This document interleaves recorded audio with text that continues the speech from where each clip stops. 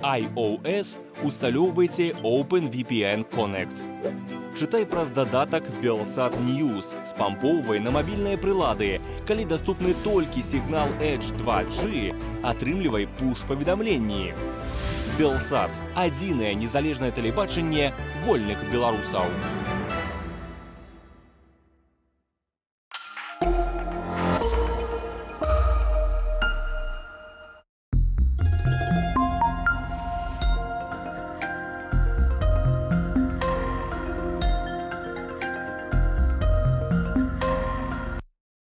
Дзень расійскай агрэсіі супраць Украіны. Гэта студыя Belsat, адмысловае выданне для вас у студыі. Па-расейску працуе Александра Шапаліна. І па-беларуску Віта Всівчык. У бліжэйшыя гадзіны мы будзем паведамляць пра самыя асноўныя навіны з менавіта вайны Расіі супраць Украіны, а таксама абмяркоўваць самыя важныя пытанні з адмыслоўцамі. А ўжо зараз... На космодроме Плесецк из шахты проведен испытательный пуск межконтинентальной баллистической ракеты «Сармат». Об этом заявило Министерство обороны России. Там же уточнили, что это первый пуск в программе государственных испытаний.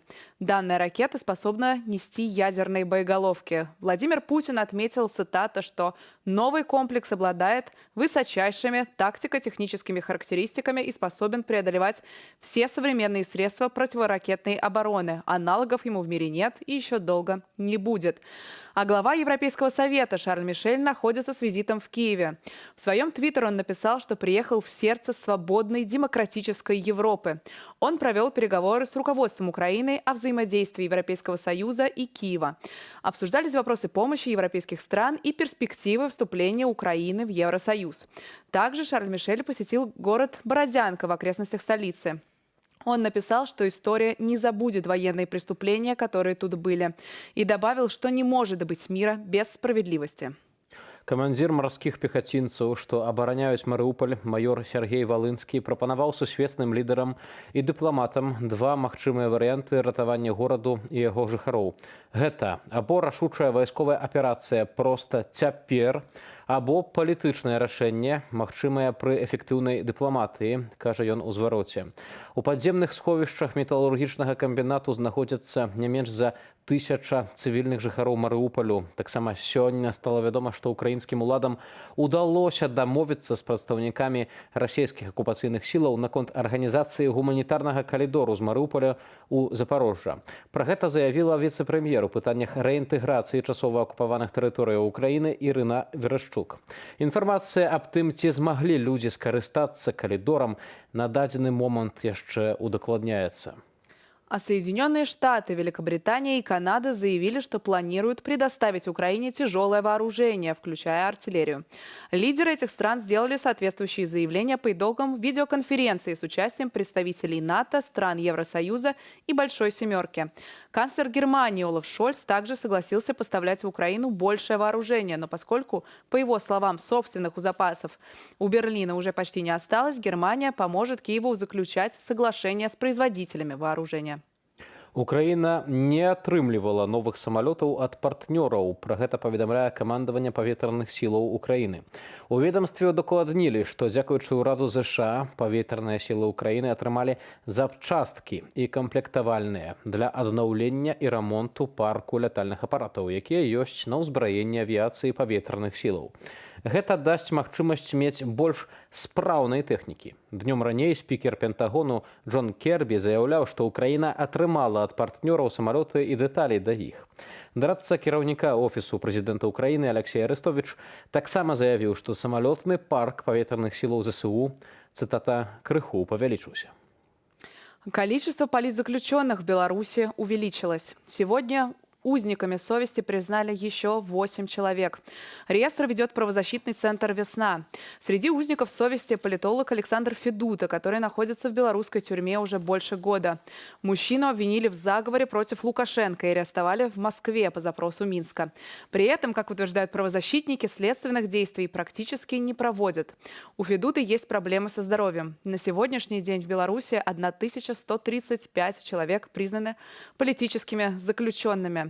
Акрамя Александра Фядуты, акурат сёння таксама палітвязнямі прызналі Яўгена Клімава, Сергея Санюту, Святаслава Шубіча, Олега Нечыпорку, Алексея Храловича, Владимира Гундара, Паула Кучынскага. Гаспадарства. Кожны дзень маем вось інфармацыю пра тое, яшчэ раз нагадваем пра палітвязняў, нагадваем пра тое, колькі людзей цяпер у застенках толькі за тое, што яны хацелі проста свабоды для сваёй краіны. И сегодня пришла новость о том, что назначенные так называемый ДНР, власти в Мариуполе заявили, что 9 мая в городе пройдет так называемый парад, бессмертный полк, который всячески продвигается российской стороной вот уже который год. И, видимо, в этом году он дойдет до Мариуполя, который практически полностью разрушен российскими оккупационными силами. Российская армия продолжает его бомбить. И наши взгляды, и взгляды всего мира, конечно, прикованы к этому городу.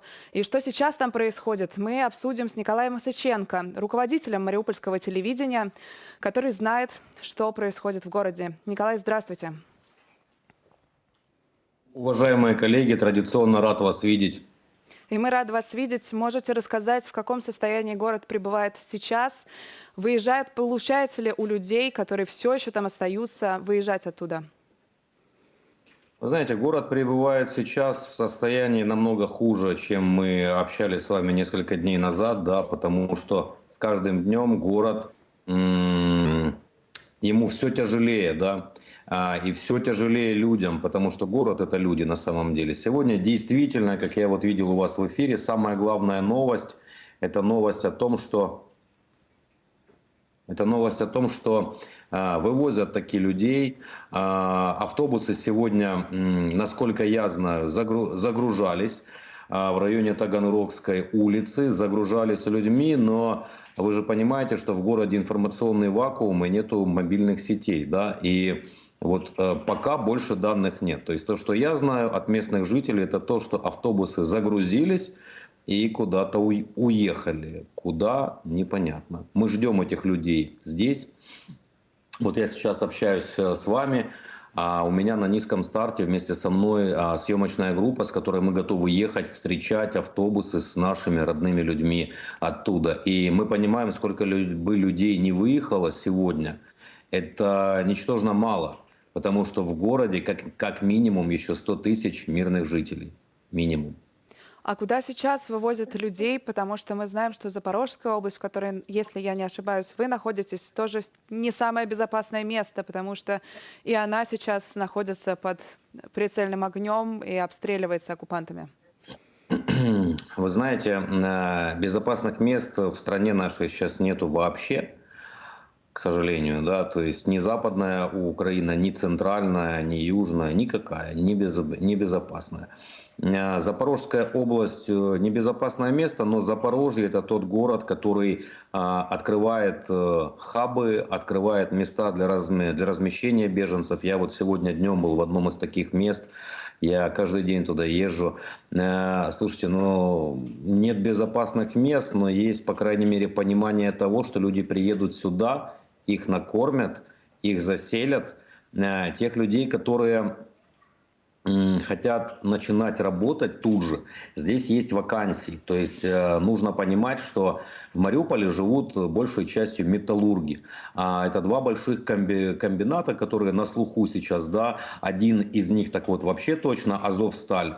Так вот, работники медкомбината Ильича и Азовстали, приехав сюда, они могут устроиться на работу в Запорожсталь. Это тоже компания Метинвест, и людей трудоустраивают очень быстро.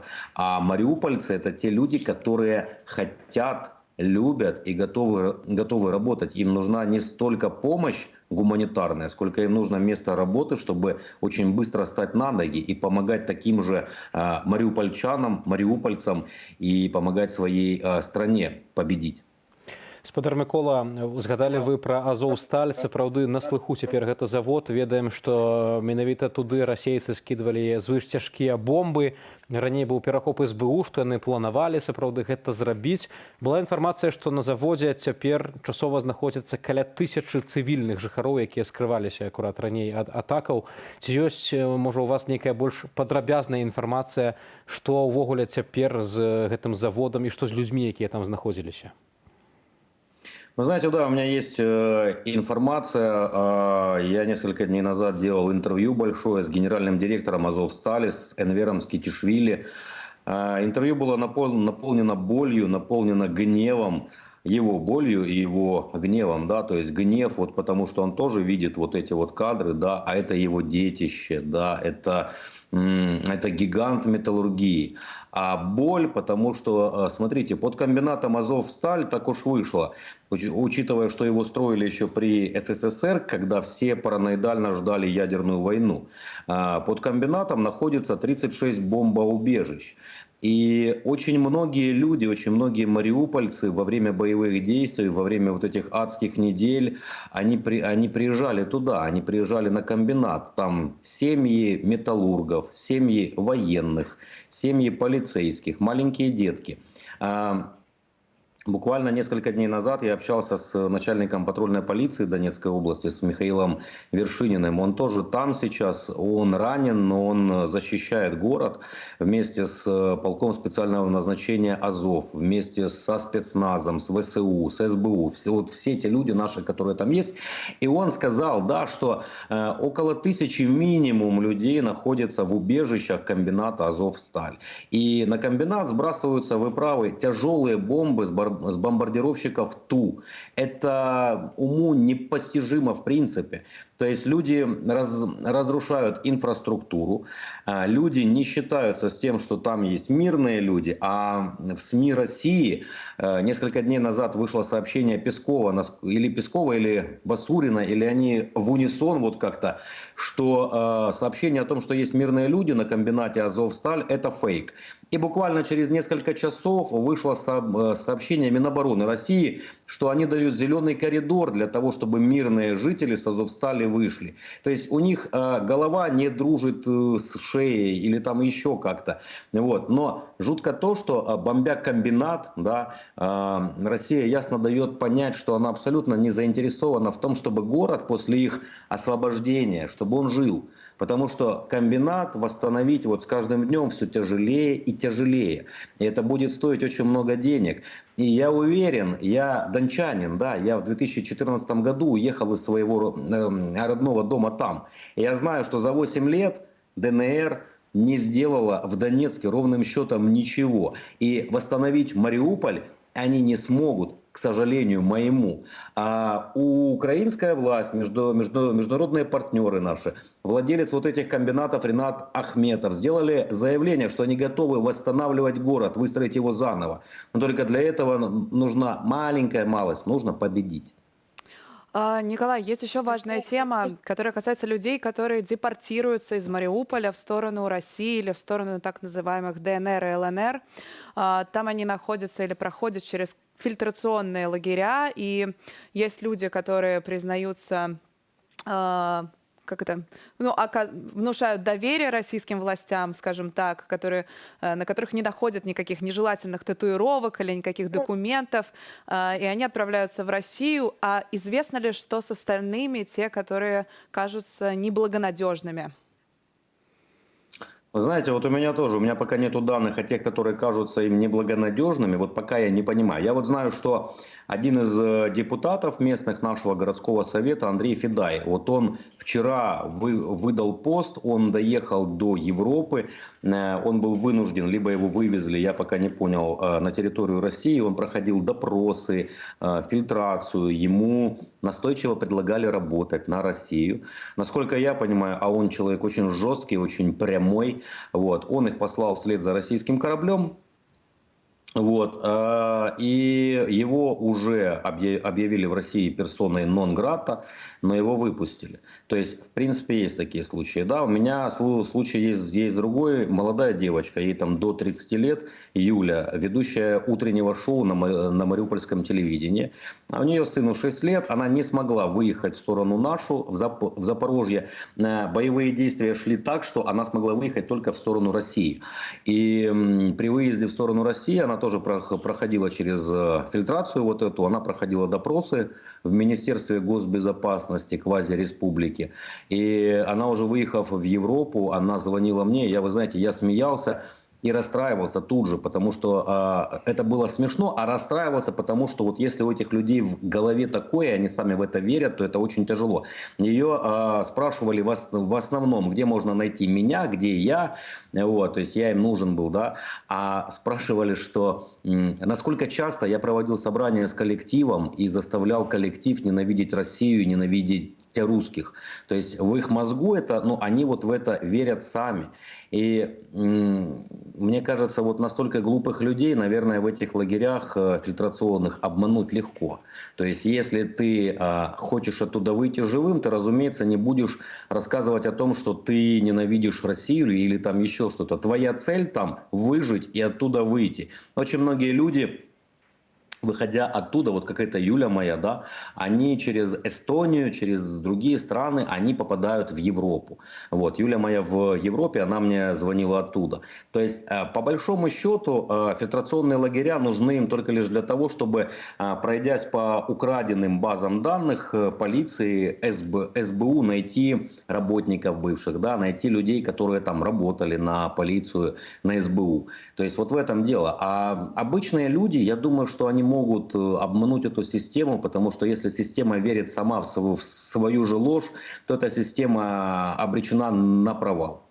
Да, на самом деле абсолютно так, потому что, конечно же, люди меряют других по себе, и мы знаем, как россияне убеждены, что все вокруг хотят их уничтожить, что американцы спят и видят, как бы сделать Россию слабой, хотя, ну, всем, кто живет на Западе, всем, кто живет в Европе, всем, кто живет в США, очевидно, что Россия занимает ничтожное место во внимании западных стран.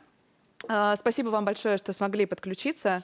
З намі на сувязі быў Микола Сыченка, кіраўнік марыупольскага тэлебачання, і гаварылі акурат пра тое, што адбываецца ў гэтым горадзе, які знаходзіцца пад расійскай аблогай ўжо амаль што 2 месяцы. І дагэтуль Збройныя сілы Украіны ім удаецца утрымліваць горад ад татальнага захопу, ад татальнай акупацыі.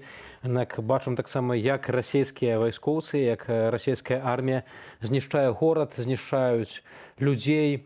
Тое, вось, пра што мы гаварылі, Азовсталь, вельмі вялікі такі завод, флагман Марыуполя, акурат вядомы ва ўсёй Украіне, і там, паколькі былі, вось як нам патлумачыў гаспадар Мікола, былі там такія бомбасховішчы яшчэ з часоў халоднай вайны, калі ў Савецкім Саюзе будавалі гэтае прадпрыемства, і там да 1000 чалавек цывільных вось менавіта скрываліся ад расійскіх бомбаў, скрываліся ад расійскіх атак, і менавіта на гэты завод скідвалі звыш цяжкія снарады, нават да 3 тонаў, як гэта вынікае з перахопу СБУ. СБУ акурат перахапіла перамовы расійскіх вайскоўцаў перад тым, як гэтая атака адбылася.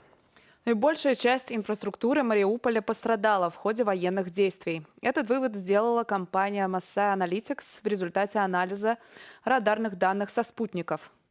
Бои сравняли с землей большую часть города. Очагом боевых действий стали районы вокруг 2 крупных металлургических заводов – Азовстали и металлургического комбината имени Ильича, на которых раньше работало около 40 тысяч человек. Наиболее пострадало Левобережье, наиболее отдаленный от остальной части Мариуполя район. В результате постоянных обстрелов большинство зданий были разрушены, а жители Левобережья остались без телефонной связи и доступа в интернет. Мариуполь является стратегическим объектом для Москвы. Взятие города создаст сухопутный коридор из России через северную губу Азовского моря на аннексированный Россией Крымский полуостров. Спадарства, вось бачым, як зацята расейцы атакуюць Марыуполь. Бачым, што ім не ўдалося ўзяць за 2 месяцы, не ўдалося ўзяць гэты горад, і таму яны адмыслова так вось знішчаюць, так нішчаць усё ўвогуле, што там яшчэ засталося ў гэтым горадзе. Пачулі мы вось інфармацыю пра знішчаную 80% знішчанай інфраструктуры ў горадзе. Калі кажам пра людскія ахвяры, то яшчэ літаральна на мінулым тыдні была інфармацыя ад украінскіх уладаў, што больш за 20 тысячаў цывільных загінула ў Марыуполі ад расійскіх абстрэлаў. Вось так выглядае рускі мір, які прыводзіць проста да руйнавання жыццяў, руйнавання гораду. Сапраўды вельмі страшнае сведчанне ў Марыуполі вось гэтай такой прыроды агрэсіўнага такога імперыялізму. А морпехи и Азов спасли 500 бойцов из порта Мариуполя. Сообщают СМИ со ссылкой на слова офицера из 36-й отдельной бригады морской пехоты. Сообщается, что украинские воины на бронетехнике вышли на территорию морского порта, где находились бойцы Госпогранслужбы и несколько подразделений национальной полиции. У последних заканчивался боекомплект. Они с боем прорвались к бойцам, обеспечили огневое прикрытие и на транспорте вывезли около 500 военнослужащих на территорию предприятия «Азовсталь». При реализации спланированной спецоперации живой силе оккупантов нанесли серьезный ущерб, как сообщается. Информация требует дополнительного официального подтверждения. Пока об этом пишут украинские СМИ. Будем надеяться, что это правда. Марыупольская городская рада паведамляе пра тое, што акупанты абстралялі творчую Мекку Марыуполя, палац культуры маладзіжнай, а па-беларуску кажучы маладзёвы. Гэта найстарэйшы будынак з вялікай гісторыяй, візітоўка гораду Марыуполь ва ўсе часы. Яе архітэктура унікальная, але рускі мір наклаў на яе свой чорны адбітак смерці, пішуць на старонцы афіцыйнай Марыупольскай гарадской рады. Не ўпершыню сцены гэтага будынку зазналі абстрэлаў, таму што падчас Другой сусветнай вайны тут акурат размяшчаўся адзін з нямецкіх штабоў, а ва ўнутраным дворыку будоўлі расстрэльвалі мірных жыхароў. Засталіся нават вось такія засечкі ад куляў.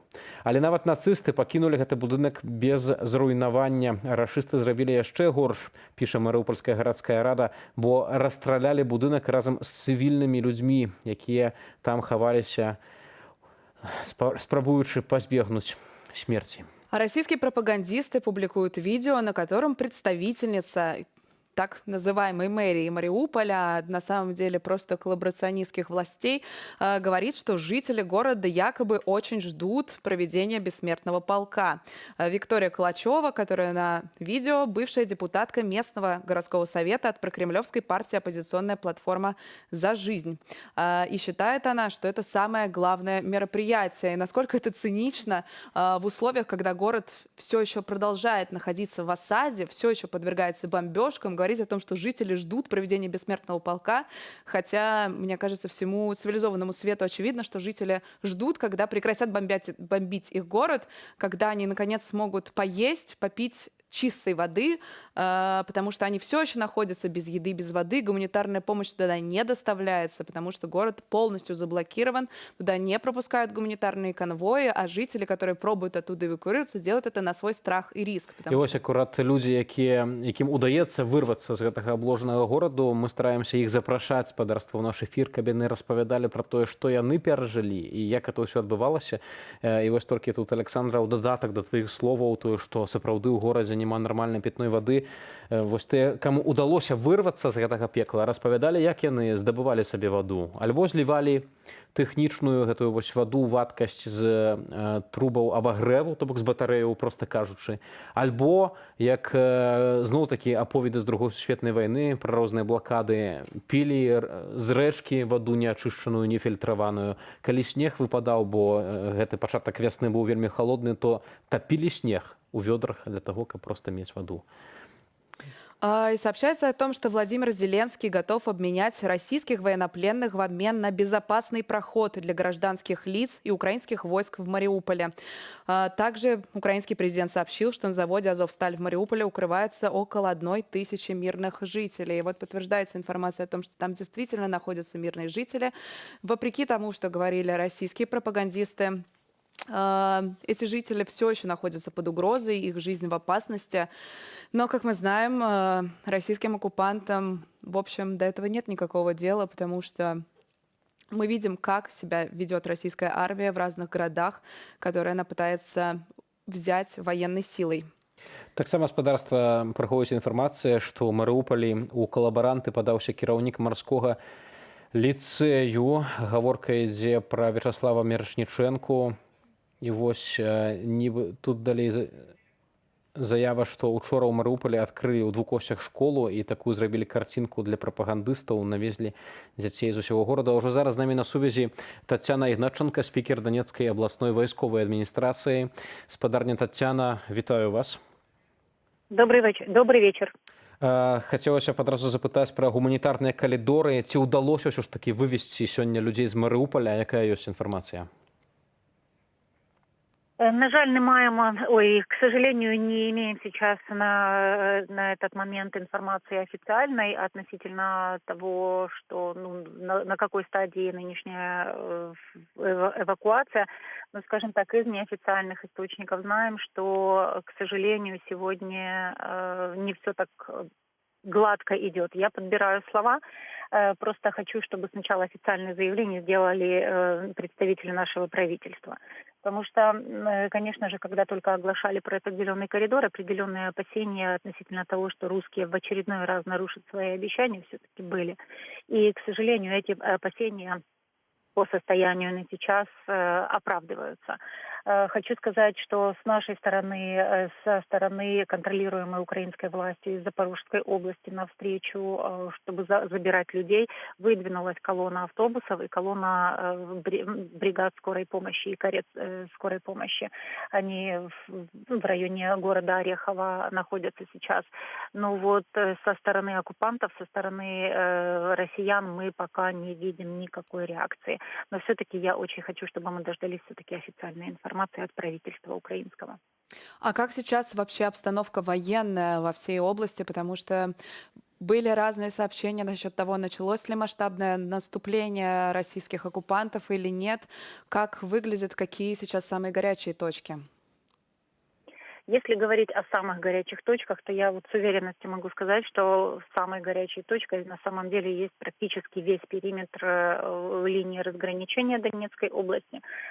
Сейчас активизировались боевые действия в районе Лиманской громады. Фактически сегодня тревожные сообщения были из Авдеевки, из Очеретинской громады, из Марьинки о том, что там постоянные обстрелы, причем уже речь идет не только о том, что обстреливают непосредственно окраины городов этих населенных пунктов, а обстреливают уже центр. И сегодня сообщения были о разрушениях и о раненых. К счастью, пока о погибших речь не шла. Но, с другой стороны, вот очень бы хотела отметить, что на самом деле, да, ситуация жесткая, ситуация тяжелая, но абсолютно контролируема украинскими военными. Потому что уже, смотрите, фактически вторые 2 месяца врага дальше не пропускают, дальше своих позиций, закрепленных еще в 2014-2015 году.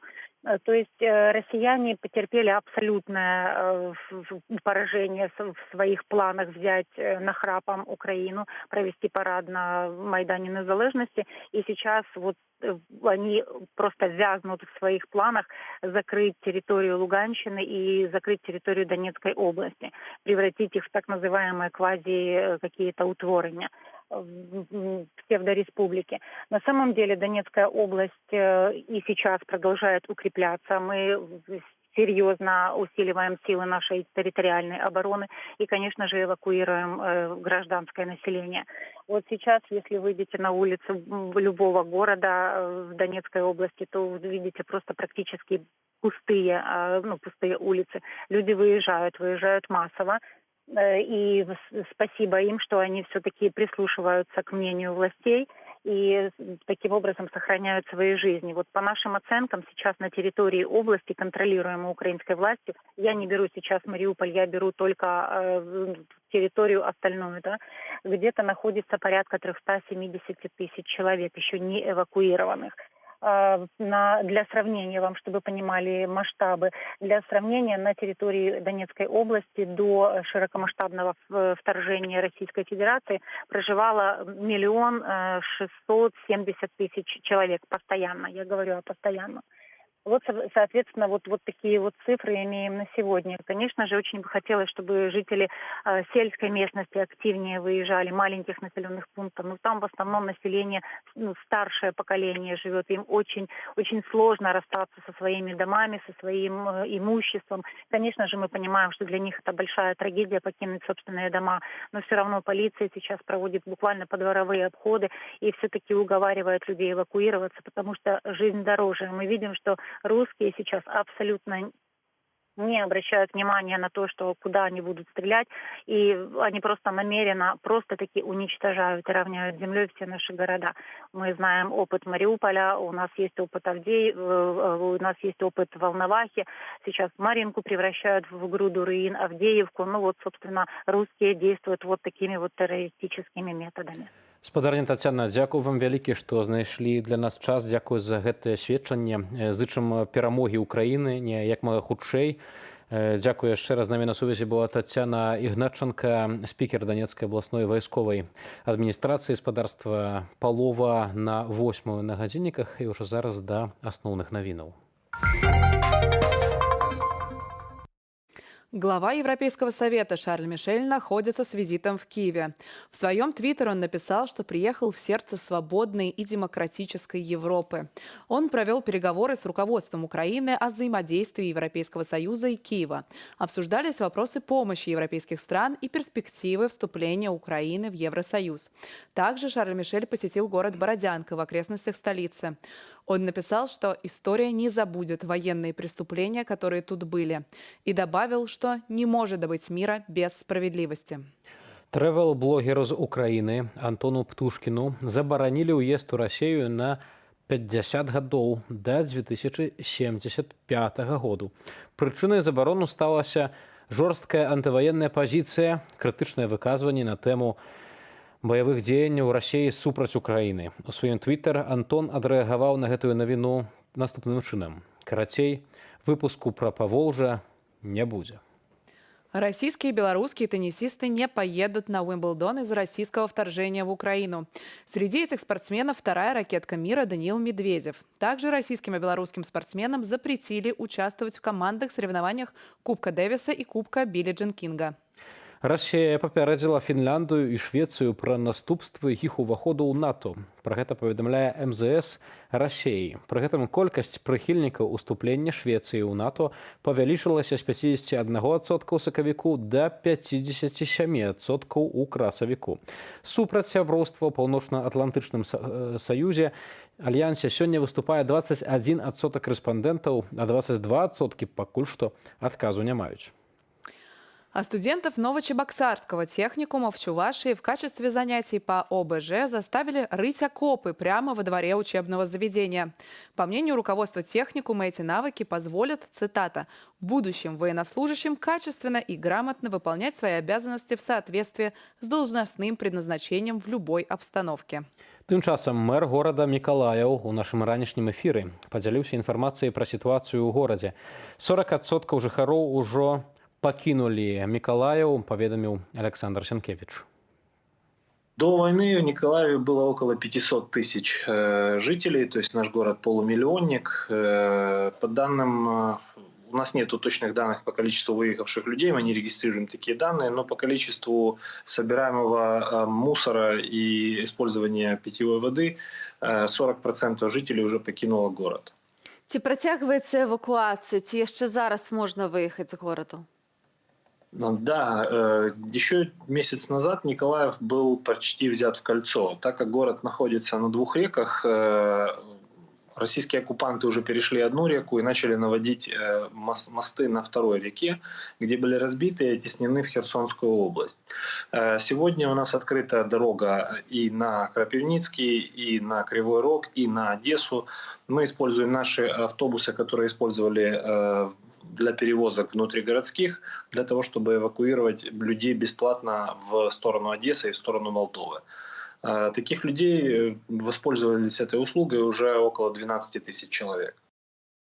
56-е сотні паўнамаштабнага ўварвання Расіі ва ўкраіну. Працягваецца бітва за Донбас. Паветраныя трывогі чуваць у кожным кутку Украіны. Найбольш крытычная сітуацыя, як мы не раз адзначалі, у Марыуполі. Вось тут на ўзбярэжжы Азоўскага мора працягваюцца жорсткія баі. Апошнія дні звышцяжкія бомбы скідвалі на завод «Азоўсталь», у падвалах і сховішчах якога застаюцца вайскоўцы Украіны, а таксама, паводле інфармацыі, да 1000 цывільных жыхароў. Сёння камандзір 36-й брыгады марской пяхоты ЗСУ Сергей Валына звярнуўся да міжнародных лідараў з заклікам выратаваць людзей на заводзе. Паводле ягоных словаў, на Азоўсталі больш за 500 параненых вайскоўцаў, а таксама цывільных грамадзянаў. Ён просіць зладзіць для іх эвакуацыю ў трэцяй краіны. Таксама сёння стала вядома, што ўкраінскім уладам удалося дамовіцца з прадстаўнікамі расійскіх акупацыйных сілаў наконт арганізацыі гуманітарнага калідору з Марыуполя ў Запорожжа.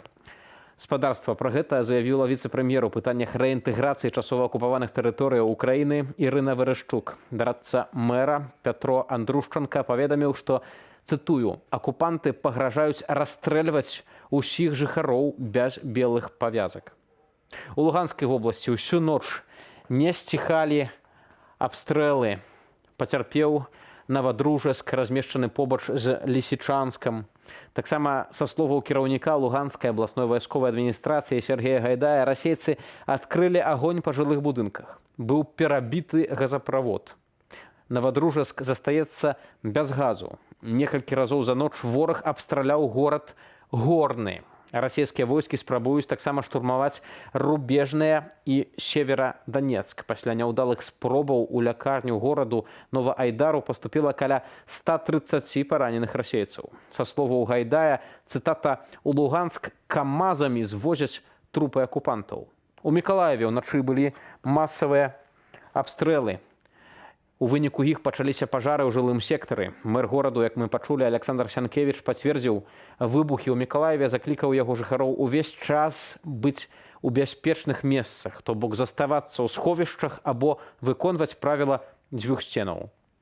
А ў Харкаўскай вобласці збройныя сілы Украіны нанеслі сур'ёзныя страты каманднаму складу дывізіі расейцаў. Пра гэта наступальная аперацыя Расійскай Федэрацыі ў напрымку Ізюму пакуль што яшчэ не сціхаюць. Высокі чыноўнік Міністэрства абароны ЗША назваў іх, цытата, «прэлюдыяй да больш маштабных нападаў». У Чарнігаўскай і Кіеўскай абласцях, што мяжуюць з Беларуссю, сапёры ЗСУ працягваюць працы ў размінаванні тэрыторыяў. Расійскія войскі пакінулі па сабе вельмі шмат снарадаў, гранатаў, патронаў ды мінаў. У вёсцы Шаставіца на Чарнігаўшчыне збройным сілам Украіны дапамагае славуты на ўвесь свет сабака-піратэхнік з мянушкай «Патрон». За мінулыя сотні паветраныя сілы Украіны зліквідавалі знішчальнік-бамбавальнік Су-34, верталёт К-52, 5 беспілотнікаў і 1 крылатую ракету. Такія былі апошнія навіны з 56-го дня расійскага ўварвання ва Украіну. Считается, что война не женское дело, но украинки сражаются плечом к плечу с мужчинами, а также работают в тылу, охраняют и патрулируют местность и очень переживают за своих родных, за детей, которых им пришлось временно оставить из-за этой войны. Мы вместе, ходим вместе в караул, вдвоем в паре. Все выезды абсолютно везде вместе. Хоть и отговаривают, но все равно я не знаю, мне с ним спокойней. Потому что по отдельности, с ума сойти можно. Поначалу очень было тяжело с тем, что нас было более 600 человек, и я одна, и все, внимание, все ходят, смотрят на меня, как это, как белая ворона чувствовала. Сейчас уже как-то все притерлись, а уже как своя нахожусь, а уже нету такого ощущения. Говорили, что куда меня там в караул, ты же девочка, ты не способна. Но в конечном итоге стала такая же, как и все. И многие, конечно, говорят, что это очень сильно. Недолго мы обдумывали, да? Недолго мы обдумывали ситуацию. Я и муж в тот же день пошли на работу в вагонное депо и решили, что будем помогать, чем можем, вооруженным силам Украины. Поэтому 25 числа мы уже были оформлены в теробороне. С первого дня я решила, что должна быть тут. Я себя не видела ни в пологах. Что я буду делать в пологах? В подвале сидеть. А здесь я хоть чем-нибудь помогу. Что могу на этот момент, то и делаю. Они уже обнаглели. Сколько ж можно? Уже 50-й день войны. Уже их нужно гнать отсюда. Гибнут люди. Вот это, наверное, самое тяжелое. Того, что я знаю, что меня дома ждут дети. Да, у меня 2 деток. Сын и дочка. Они гордятся мной. Они говорят, что у нас мама самая сильная. Спадарства. Да нашага эфіру далучаецца Валерый Кавалеўскі, старшыня кабінету прадстаўнікоў Святланы Ціханаўскай. Спадар Валерый, вітаю вас. Добрый вечер. Ведаю, што вы зноў ужо ў другі раз паехалі цяпер ва ўкраіну, збіраецеся ў Кіеў. Раскажыце, калі ласка, якая мэта вашага візіту? Сапраўды, я зараз уже знаходжуся ў Киеве, вось толькі дабраўся да жылля, дзе буду пэўны час знаходзіцца. Галоўная мэта візіту гэта пачаць выбудоўваць адносіны з украінскімі ўладамі. А другая вельмі важная мэта гэта спрыяць вырашэнню тых пытанняў, якія паўсталі перад беларусамі, беларускай дыяспорай ва ўкраіне пасля таго, як пачалася вайна. Адна з найбольш такіх вострых праблем гэта блакаванне рахункаў банкаўскіх беларусаў, якія і знаходзяцца тут, і ўжо выехалі з Украіны. Карацей, ёсць цэлы шэраг праблем, якія можна спрыяць вырашаць. Мы ведаем, што беларуская дыяспора тут, розныя супольнасці вельмі шмат рабілі і робяць для таго, каб беларускі голас ва ўкраіне быў чутны, але мы лічым, што прысутнасць палітычнай сілы офіса Святланы Ціхановскай ва ўкраіне дапаможа узмацніць гэты голас і дамагчыся больш практычных вынікаў у вырашэнні тых праблем, якія перад намі стаяць. Спадар Валерый, а ці запланаваны у вас сустрэчы не толькі з прадстаўнікамі украінскага парламенту, але і прадстаўнікамі офісу прэзідэнта Украіны? Ведаем, што цяпер тое, што гаворыць Уладзімір Зяленскі, цытуюць ва ўсім свеце, і гэта надзвычай таксама істотна. Яго называюць сімвалам свабоднага свету. Вельмі важна, каб быў гэты кантакт таксама і з офісам кіраўніка Украіны. Так, конечно, такія адносіны будуць прапрацоўвацца, мы будзем іх развіваць, мы будзем усталёўваць и развивать новые контакты не только с офисом президента, але с министерством замежных справ, даруйте, с урадом, с теми структурами, якія могут нам допомогти вырашаць наявные проблемы. Так что у нас намер поширать те контакты, якія у нас уже есть, усталёўваць новые, развивать их для того, каб супольна вырашаць існыя праблемы, але таксама думаць і про тое, што нас чакае ў будучым. Як мы можем сфармаваць тыя адносіны, якія надыдуць пасля заканчэння вайны паміж Беларусі і Украінай. Таму што зразумела, што вяртанне да тых адносінаў, якія існавалі паміж Украінай і Беларусю да вайны, больш немагчымае. Таму што Лукашенко здрадзіў украінскаму народу, ён стаў суагрэсарам у вайне Расіі супраць Украіны, і тыя адносіны, якія мы бачылі да пачатку вайны супраць Украіны, яны больш немагчымыя. Разам з тым Макей рассылае лісты ў заходнія ведомствы, гаворыць пра тое, што вось там здыміце санкцыі, давайце неяк наладжваць нармальныя стасункі. Вы кажаце, што гэта больш немагчыма. Зноў-такі, калі глядзім на Украіну, то таксама бачым такія дастаткова, здаецца, асцярожныя заявы ў дачыненні да Лукашэнкі, калі у прыватнасці гаварыць пра прэзідэнта Зяленскага. Трэба падзяляць задачу не дапусціць удзелу беларускіх узброеных сілаў у вайне на зямле украінскай і тым, як будуць выглядаць адносіны ў будучым. Для украінцаў Лукашенко стаў абсалютна недапушчальным. Мы разумеем, і украінцы разумеюць, што без удзелу Лукашэнкі, без яго згоды на тое, што расійскія войскі выкарысталі нашу зямлю супраць украінцаў, вайны не было б увогуле. Не было б гэтых бомбардзіровак, не было б гэтых забойстваў, не было б гэтых ваенных злачынстваў. Таму Лукашенко мае наўпроставы ўплыў на тое, што адбылася ва ўкраіне. І украінцы гэта вельмі добра разумеюць, але гэта пытанне на будучае. На сённяшні дзень іх задача не дапусціць таго, каб беларускія войскі ўвайшлі на тэрыторыю Украіны. Таму гэта пэўнае таке дыпламатычнае манеўраванне мы бачым з боку розных гульцоў, і мы, канешне, разумеем, адкуль гэтая асцярожнасць у указваннях, у словах, у дзеяннях, але Лукашенко, безумоўна, не з'яўляецца будучым для украінскага кіраўніцтва. Разам з тым, пры такім манеўраванні ці не губляецца тады інтарэс Беларусі і беларусаў, ці ва ўкраіне ўвогуле ёсць вось такая пазіцыя, што войскі з тэрыторыі Беларусі расійскія таксама павінны сысці. Вось я прачытаю літаральна момант, дазволю сабе зацытаваць, што напісаў палітвязень Мікалай Статкевіч з турмы.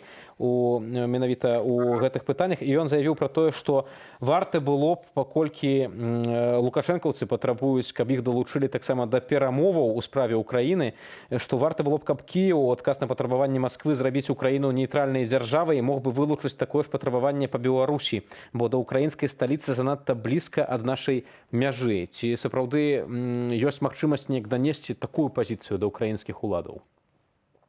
Такую пазіцыю мы ўжо даносілі. Яна з'яўляецца відавочнай, бо захаванне расійскіх войскаў на беларускай тэрыторыі заўсёды будзе пагражаць Украіне. Таму без вырашэння гэтай праблемы любое пагадненне пра заключэнне міру не будзе устойлівым і не працягнецца доўга. Мы разумеем, што Путін і Лукашенко гатовыя выкарыстоўваць беларускую тэрыторыю для таго, каб зноў пагражаць Украіне. Таму гэта нармальнае патрабаванне. Разам з тым ідэя таго, што Лукашенко можа сесці за стол перамоваў паміж Расіяй і Украінай, яна абсолютна абсурдная. Лукашенко не мае суб'ектнасці, ён ніхто. Да той чалавек, які не вырашае ніякіх пытанняў, за яго вырашаюць. Яму дыктуюць волю. Для украінцаў абсолютна недапушчальная яго прысутнасць за сталом перамоваў. Спадар Валерый, дзякуй вялікі за гэтую размову. З намі на сувязі быў Валерый Кавалеўскі, старшыня кабінету прадстаўнікоў Святлана Ціханаўская, які ўжо ў другі раз паехаў у Кіеў для таго, каб менавіта данесці беларускі пункт гледжання, беларускі палітычны пункт гледжання да украінскіх уладаў. Спадарства, ведаем, што з першых дзён вайны ва ўкраіне горад Ірпінь стаў адным з самых ключавых месцаў, у якіх праводзілі баі за Кіеў. Людзей, якія трагічна гінулі пасля абстрэлаў, даводзілася хаваць там, дзе гэта магчыма. Хавалі ў дварах сваіх хатаў поруч гарадскіх і прасёлкавых дарог, бо часам доступ да гарадскіх могілак быў заблакаваны расійскімі вайскоўцамі. Ўжо зараз спадарства матэрыял невялікі на гэту тэму вашай увазе.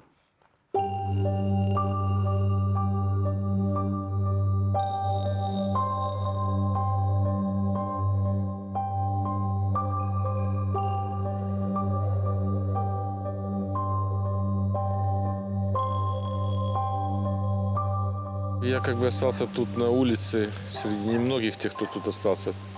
Проходил по домам. В один дом зашел проверить. Дедушке 91-92 года. Имени не сильно общались мы. Увидел, что он... Была сильная бомбардировка, может быть, задохнулся, может, сердце или нервы не выдержали. И увидел, что дедушка упал с дивана и уже был без движения.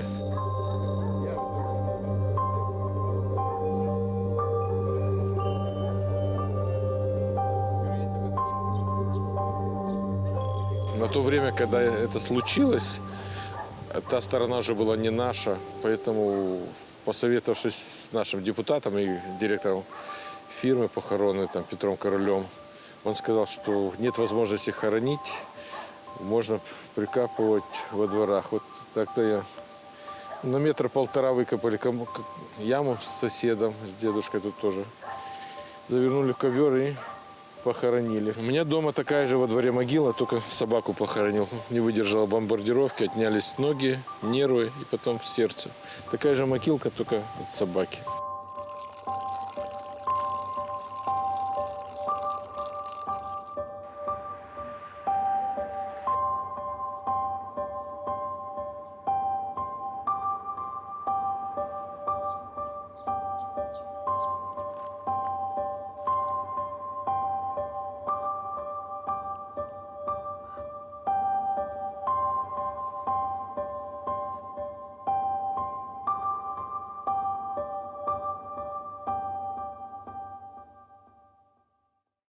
Тут похоронений мій брат, прихоронили люди, спасибо їм. Він 7 днів був на участку, не захоронений. Поки мені волонтери не сказали, що ми вам плохую вість несемо, ваш брат знаходиться. Я тоді стала бити тривогу з Києва во всі колокола, щоб його прихоронили. І тут його прихоронили. Я відправила сина на допомогу. Вони оділи йому костюм новий. Замотали в одіяло і тут захоронили. Перед цим.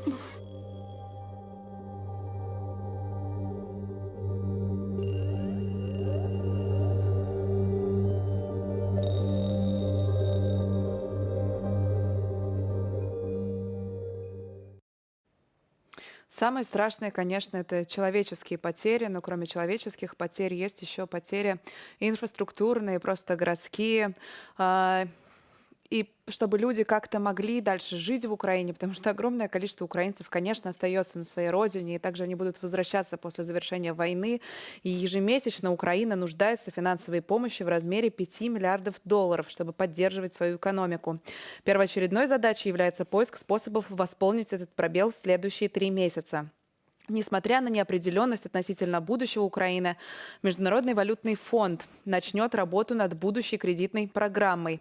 Директор Международного валютного фонда Кристалина Георгиева отметила, что было бы несправедливо ожидать, что Украина сейчас сможет провести серьезный пакет реформ, и помощь нужна уже прямо сейчас. И, скорее всего, ее будут оказывать вне зависимости от того, в каком статусе Украина будет находиться. Глядзячы вось на гэтыя кадры з Ірпеня, з Барадзянкі, з Марыуполя, згадваецца украінская песня гурта «Адзін в каноэ», і там вось такія былі словы.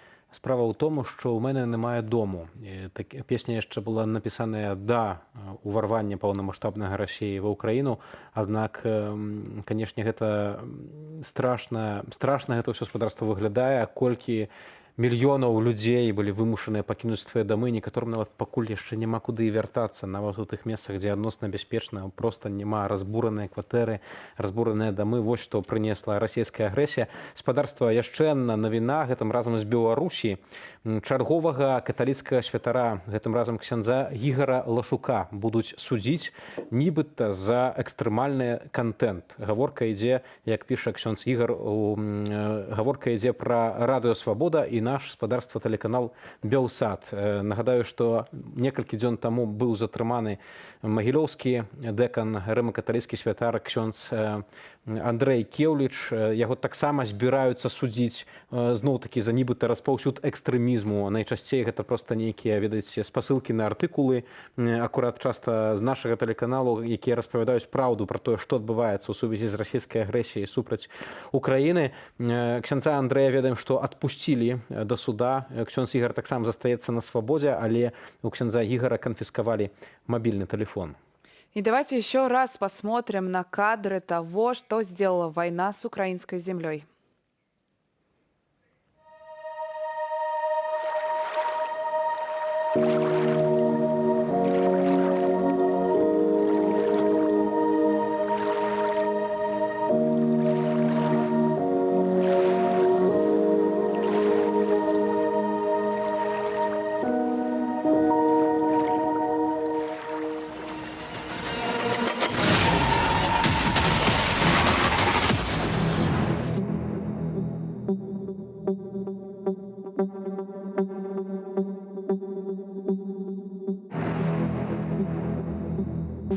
Нас оставили без всего, все в подвалах.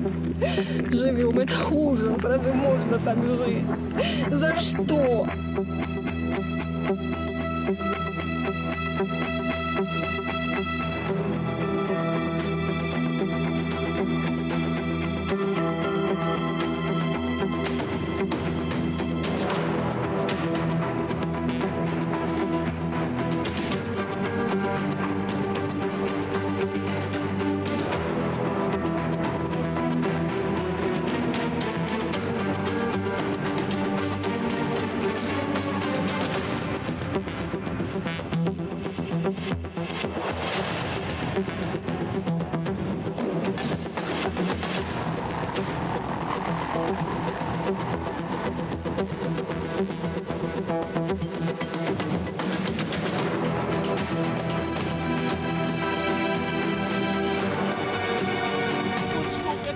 Вытягивали, как захоронили сзади дома.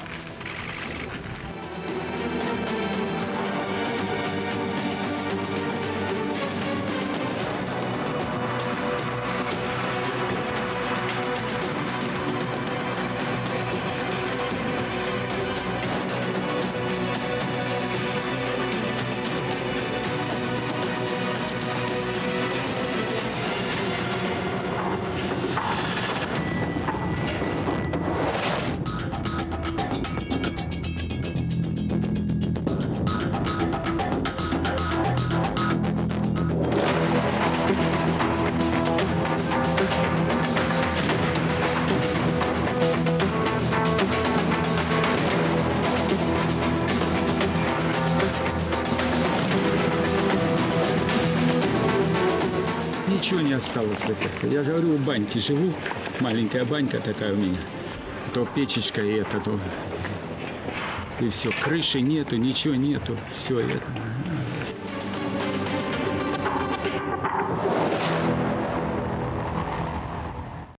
Спадарства, пераносімся ў Гаагу. Святлана Ціханаўская здзяйсняе рабочы візіт у Нідерланды. На месцы працуе наш калега Александр Папко. Алесь, вітаю цябе і раскажы, калі ласка, пра апошнія навіны. Уласна, што адбываецца ў Нідерландах у сувязі з візітам Святланы Ціханаўскай? Вітаю, калегі. Вось мы знаходзімся ў цэнтры Гаагі, адміністрацыйнай сталіцы Нідерландаў. І свой трехдзённы візіт Святлана Ціханаўская пачала з даволі незвычайнай сустрэчы. Яна сустрэлася з Кайсай Оленгрен, з міністрам абароны Нідерландаў. Чаму менавіта з міністрам абароны? Галандыя з'яўляецца адной з краін, якая актыўна падтрымлівае Украіну. І днямі, напрыклад, Нідерланды прынялі рашэнне паставіць цяжкое ўзбраенне, а менавіта гаубіцы Украіне. І вось са Святланай Ціханаўскай міністр абароны абмеркавала расійскую актыўнасць, расійскую вайсковую актыўнасць у Беларусі. Прапаную паслухаць каментар Святланы. Міністрам обороны Нідерландаў мы размаўлялі і пра Украіну, і пра Беларусь. Я перадала падзяку украінскага народа за тую падтрымку, якую Нідерланды аказваюць Украіне. Гэта вельмі для них важна. А што датычыцца Беларусі, я падкрэсліла, што вельмі важна патрабаваць вываду расійскіх войск з тэрыторыі Беларусі, не толькі з тэрыторыі Украіны, і што не павінна быць ніякіх расійскіх базаў на тэрыторыі Рэспублікі Беларусь. Таксама падкрэсліла, што нам у будучыні патрэбны будуць гарантыі бяспекі нашай краіне, і я думаю, што Нідерланды тая самая краіна, якая можа гарантаваць гэтыя гарантыі. Пасля Міністэрства абароны Нідерландаў Святлана Ціханаўская накіравалася ў парламент, і там она правяла сустрэчу з прадстаўнікамі камісіі па міжнародных справах. Вайна в Украіне – гэта прыярытэтная праблема галандскіх дыпламатаў, але пра Беларусь яны таксама не забываюцца, як падкрэсліла Святлана Ціханаўская. Я настойваю на тым, каб не было ніякіх перамоваў без удзелу беларусаў. То бишь мы бачым, што Макей паспрабаваў знайсці нейкі кантакт з еўрапейцамі, але ж я заўжды кажу, што нельга дамаўляцца са злачынцам, які пасадзіў тысячы людзей у турмы, і ніякіх перамоваў без удзелу дэмакратычных сіл, без удзелу сапраўдных беларусаў.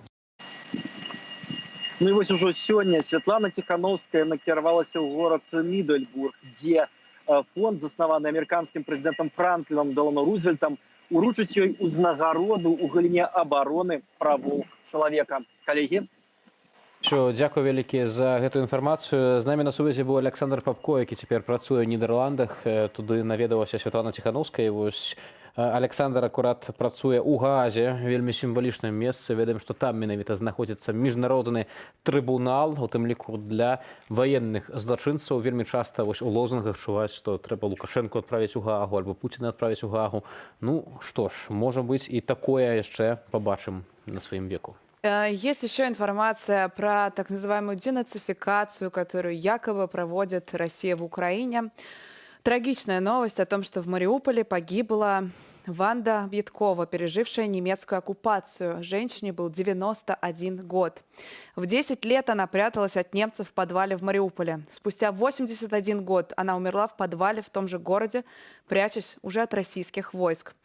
Об этом рассказали в музее Аушвиц-Биркенау. Напомню, что в марте в Харькове после обстрела российских освободителей погиб 96-летний Борис Романченко. Он пережил концлагерь Бухенвальд и не пережил российско-украинскую войну.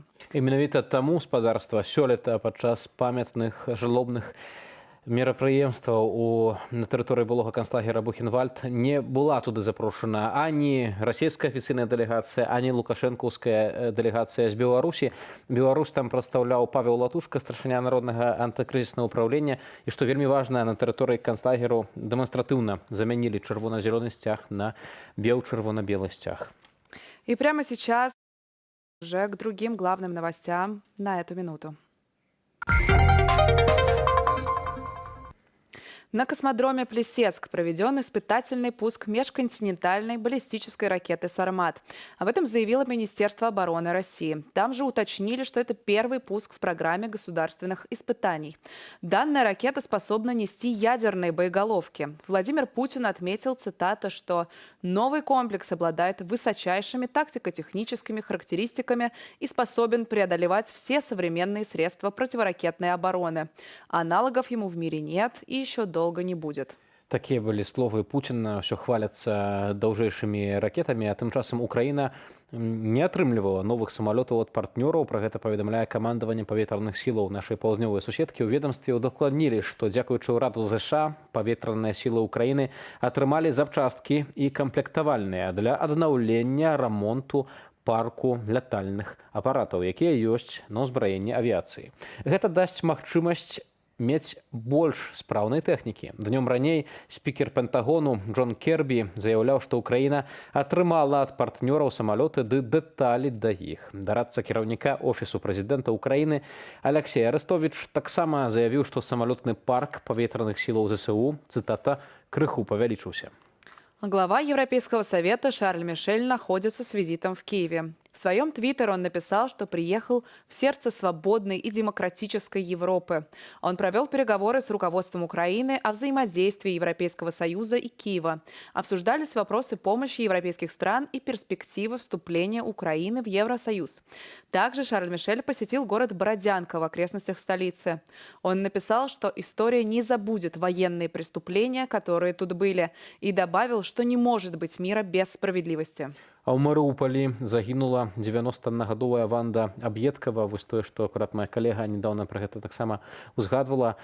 Спадарня Ванда перажыла нямецкую акупацыю, але загінула цяпер падчас расійскіх абстрэлаў. Пра гэта паведамляе музей канцлагеру Аўшвіц-Біркенау. Цытата.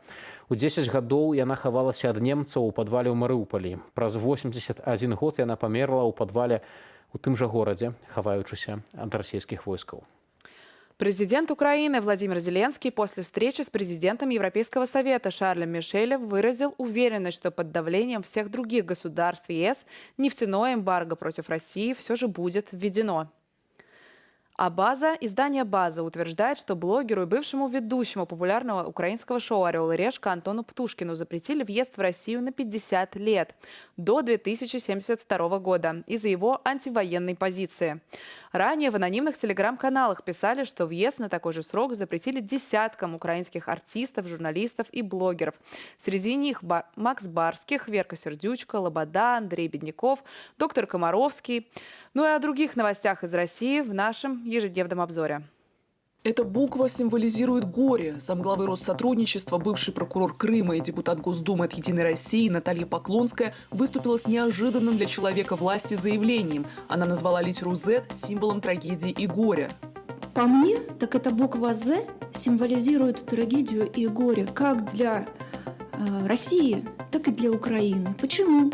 Да потому что гибнут и русские солдаты, россияне. И родители получают разные известия. Это беда. Ведь Министерство обороны говорит, что столько погибло, столько раненых. Разве это радость? Нет. Теперь Поклонскую могут лишить госнаград. С таким предложением выступили в Госсовете Крыма. Ранее Поклонская назвала российское вторжение в Украину катастрофой и поучаствовала в сборе гуманитарной помощи жителям оккупированных регионов.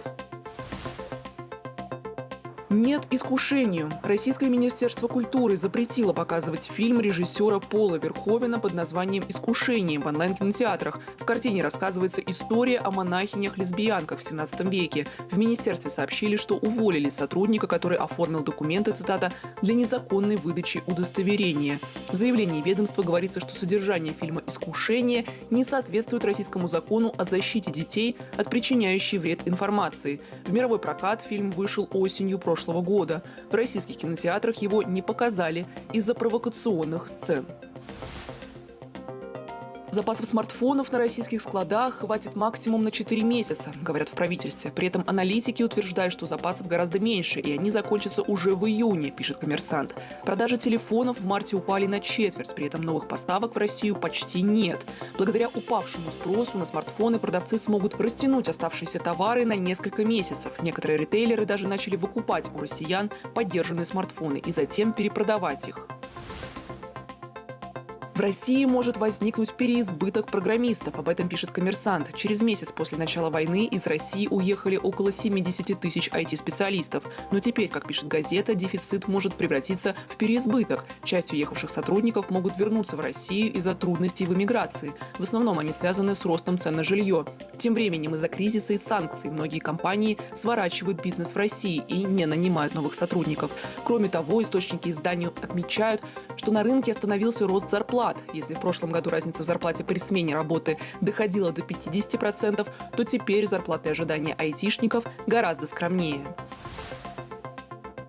Рой окопы с молоду. На уроках ОБЖ в Чувашии студентов решили подготовить к суровой реальности. На занятиях их заставили рыть окопы прямо во дворе учебного заведения. Пост с отчетом появился на официальной странице техникума во ВКонтакте. Цель мероприятия – приобретение и совершенствование навыков, которые позволят будущим военнослужащим качественно и грамотно выполнять свои обязанности, отчиталась администрация техникума.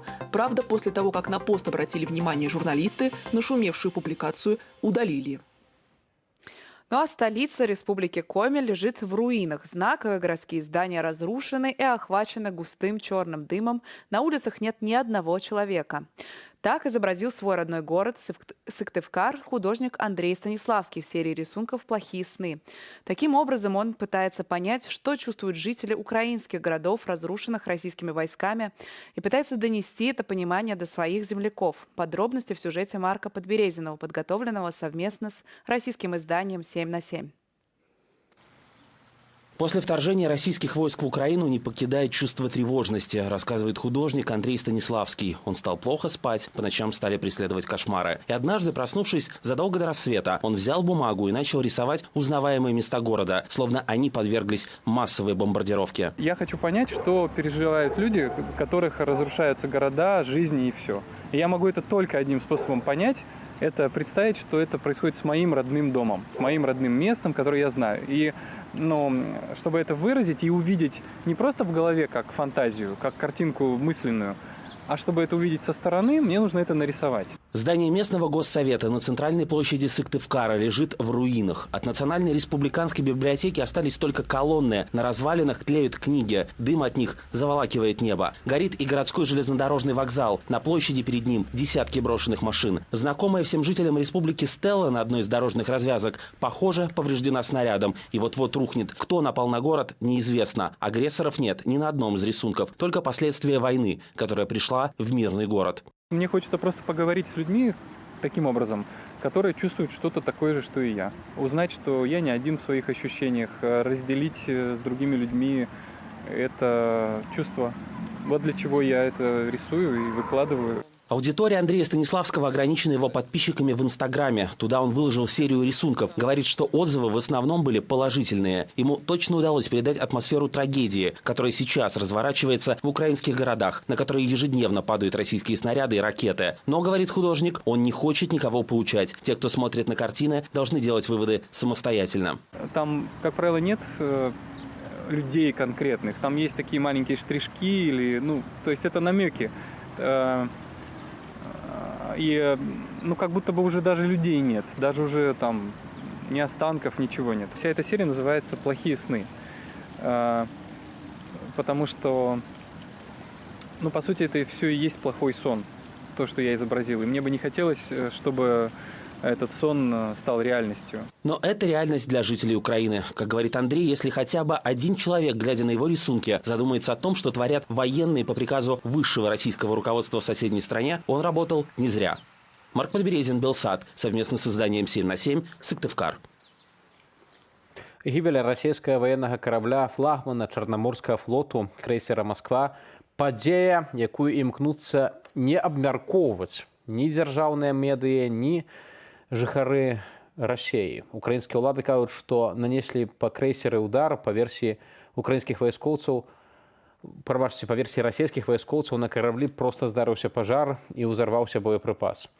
Расейцаў гэта гісторыя, у адрозненні, напрыклад, ад гібелі падлодкі «Курск» не ўсхвалявала. Чаму, нашыя корэспандэнты запыталі у жыхароў Сочи. Я думаю, что на фоне тех событий, в которых мы сейчас с вами живем, затонувший крейсер не настолько фокусируется на точке каждого человека. Больше человеков сейчас волнует то, что он может пощупать. То есть люди сосредотачиваются, и я в том числе, на тех проблемах, которые близки. То есть это продукты, которые дорожают, это бензин, который дорожает, это машина, которая сломалась и нужно чинить, это, может быть, там заболевшие дети и так далее. Да страшно все. Я вот все воспринимаю так, что просто страшно. Вот действительно, большой такой корабль и затонул. А мало знаю, если честно, как-то не удалось сильно посмотреть. Вроде и люди-то, я даже не знаю, погибли люди, нет? Информационное поле перенасыщено совершенно другой информацией, которая выгодна в другом свете сейчас, поэтому это намного меньше показывает. Но на самом деле все от инфополя зависит, как бы не от нас. Может быть, кто-то выкладывает эти ролики, и они просто в топ не попадают, и все. То, что случилось с этим крейсером, как бы, на общем фоне это не такая уж большая потеря. Да, потеря, понятно, там для флота, то есть, как физического чего-то. Слава богу, что там обошлось все без человеческих жертв. Я доверяю официальным СМИ, поэтому вот то, что прочитала, что в новостях услышала, этому я и доверяю. Где-то там копаться, рыться, не вижу просто в этом смысла. Я думаю, что достаточно всяких разборок. Это как бы внутренние дела государства. Я думаю, что лезть в них простым россиянам не следует. Конечно, это большая, огромная трагедия, конечно, потери, там же люди были, и они погибли, у них есть семьи. Средства массовой информации должны больше обобщать эту тему, потому что мы очень мало знаем то, что там происходит. Это будет потом известно, обязательно известно. Наверное, где-то наши слегка недооценили противника, вот это мое мнение, и переоценили себя. То есть, может быть, пора уже как бы... не то чтобы каким-то активным действием. Все правильно, то, что идут постепенно, сохраняя жизни солдат. Но необходимо, конечно, какие-то, чтобы информация это была для народа, вот именно понятная. Потому что иногда информация, она один день одно говорят, второй день или в концу дня другое. Это, естественно, будет секретная информация. И кто же вам сейчас будет рассказывать? Наверное, не все знают детально, что произошло. Вот когда разберутся, так же, как в свое время разобрались с Курсом и БПК «Отважный», тогда и мы узнаем. Вот тогда, наверное, стоит обсуждать и как-то, так сказать, вести дискуссию на этот счет.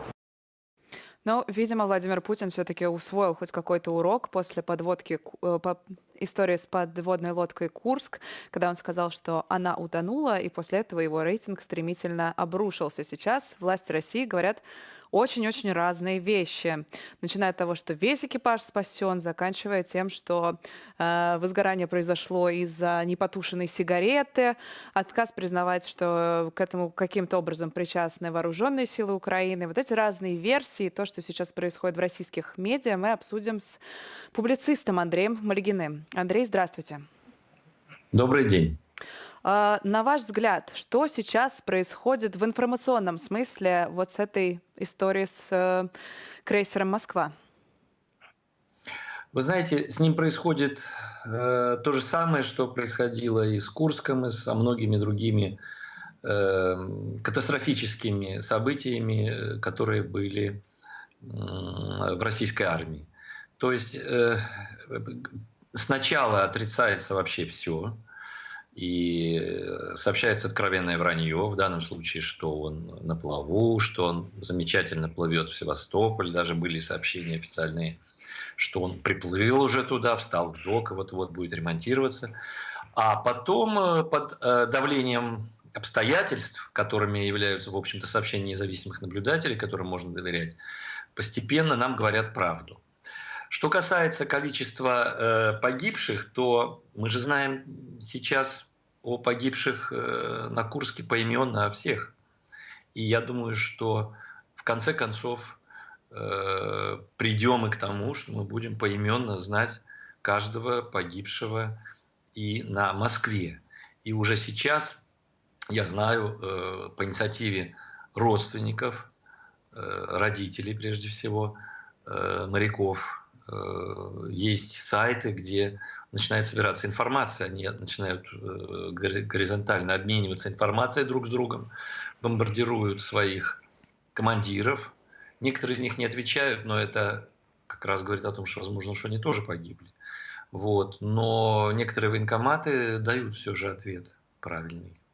Вот. Сейчас очень удобная формулировка, за которой всегда прячутся военные, пропал без вести. Без вести.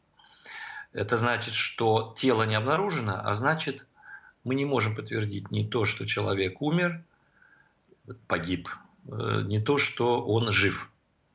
Вот. Поэтому таким людям, таким семьям не полагается никакая компенсация, никакие выплаты, на которые рассчитывают те, кому реально доставят тело с поля боя.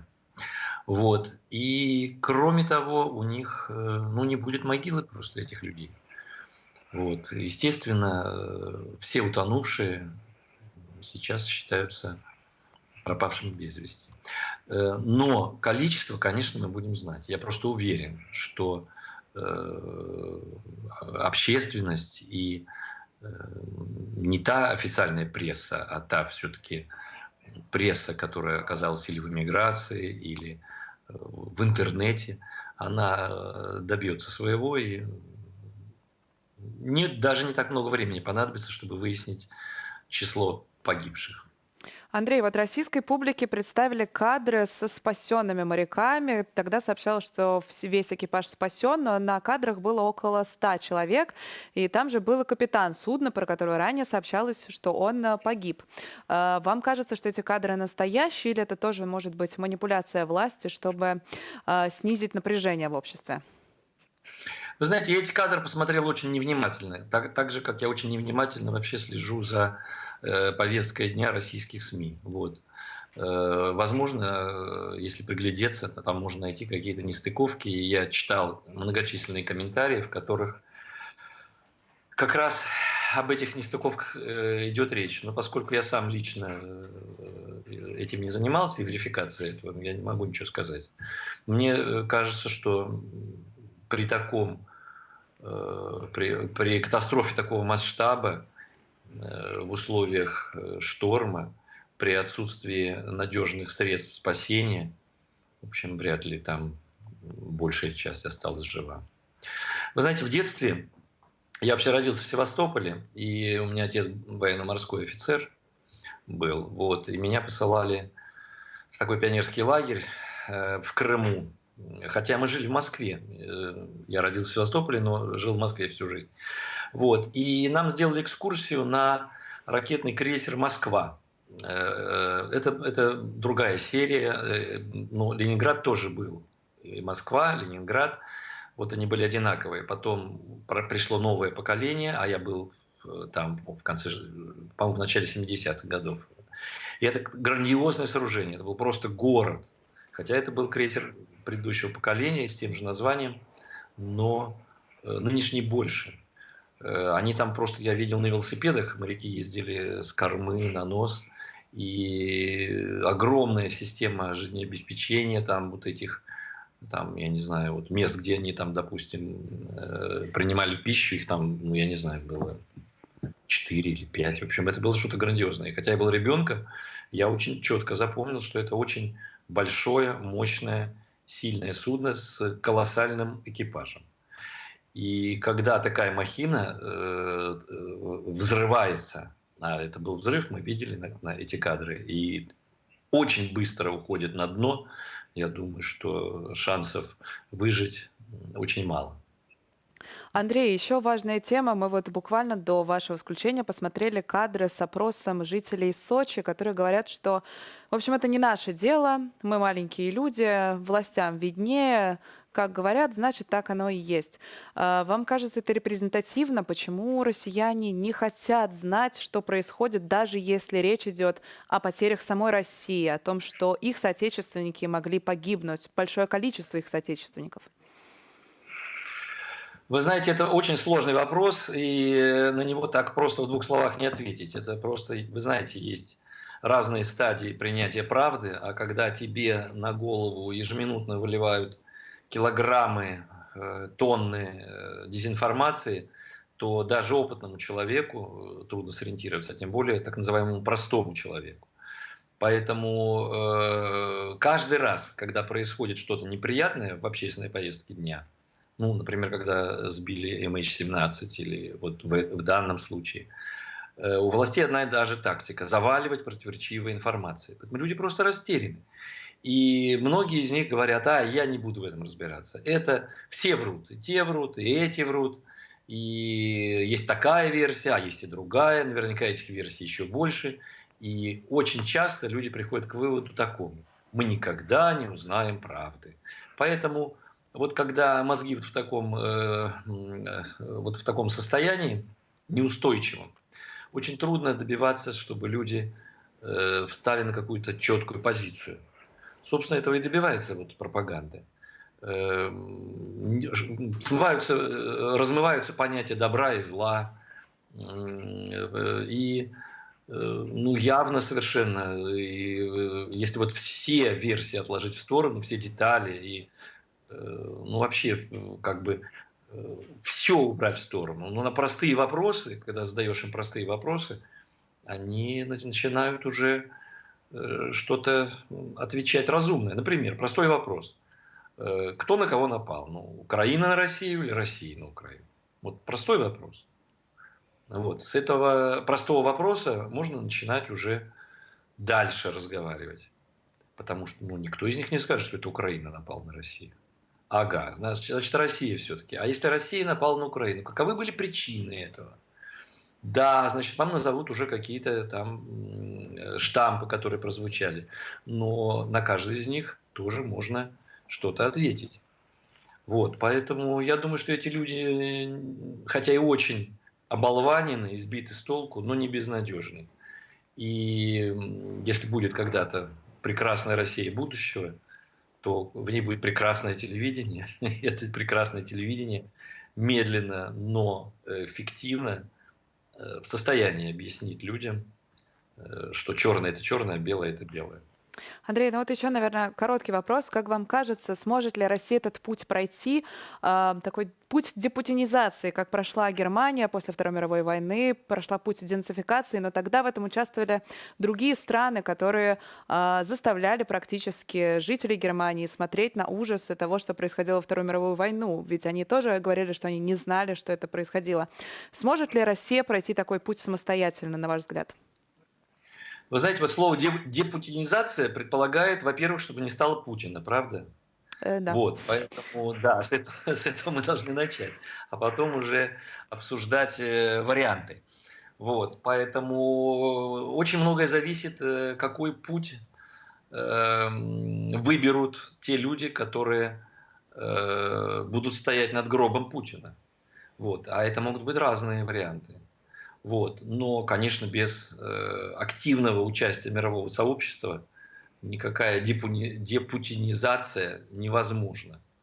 И боюсь, что, конечно, россиянам придется пережить довольно горькие даже не минуты, а годы, когда, в общем, им будет тяжело, но придется. Андрей, спасибо вам большое даже за ваш такой нерадужный прогноз, но будем надеяться, что свобода придет и в Украину, а также и в Беларусь, и в Россию, которые сейчас находятся, ну, фактически под оккупацией тех людей, которые называют себя их властями. А с нами был журналист Андрей Мальгин, журналіст і публіцыст. Украіна цяпер свабодная краіна, толькі што трэба пазбыцца ад расійскай акупацыі часткі тэрыторыяў, вядома. І сапраўды важныя былі словы спадара Андрэя, тут і зноў і пра расійскае грамадства, і таксама пра будучыню, пра тое, што ўсё таксама залежыць, што невядома, што будзе пасля Пуціна. Вельмі важна, каб справа нават не ў асобах, справа ў тых ідэях, якія ёсць. І калі вось ёсць гэта імперская ідэя, не раз таксама эксперты гавораць, то і пасля Пуціна таксама, на жаль, тады перспектываў радужных не будзе, і далей будзе пагроза ў рэгіёне ад Масквы сыходзіць. Аднак вось калі ўсё ж такі ўдасца гэтую імперскасць пераламіць, зламаць, абсалютна ад яе выракчыся і направіць, калі расійскаму грамадству удасца таксама направіць шкоды, якія нанесла іхная дзяржава суседнім краінам, тады, вядома, з гісторыі, практыкі мы ведаем, што такое здаралася. Бывалі імперыялістычныя краіны, якія ішлі на шлях выпраўлення, і ўсё ж такі потым больш-менш нейкія адносіны яны наладжвалі, калі яны адмаўляліся ад сваёй імперскасці. Ну и также Андрей Мальгин сказал, что без помощи мирового сообщества Россия этот путь депутинизации не пройдет. Но сейчас Соединенные Штаты Америки, Великобритания и Канада пообещали направить Украине помощь в виде большей артиллерии для защиты Донбасса в условиях начавшегося там крупного наступления российской армии. Накануне ситуацию в Украине обсудили лидеры западных стран во время видеоконференции, которая прошла 19 апреля.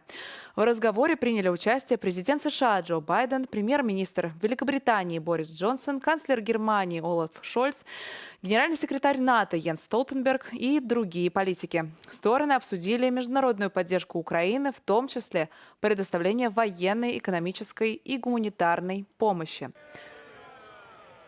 Премьер Великобритании Борис Джонсон заявил, что считает маловероятным дипломатическое урегулирование военного конфликта и предложил усилить Украину до такого уровня, чтобы Россия никогда не решилась вторгнуться снова. Федеральный канцлер Германии Олаф Шольц отметил, что западные страны продолжат оказывать финансовую и военную поддержку Украине ввиду новой фазы войны. В рамках G7 возможно предоставление Украине финансовой поддержки в размере 50 миллиардов евро.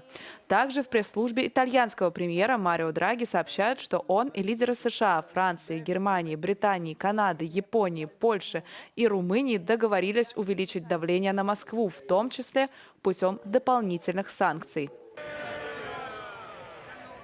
Уже зараз, спадарства, з намі на сувязі релігіязнаўца з Украіны Дмитро Гривой.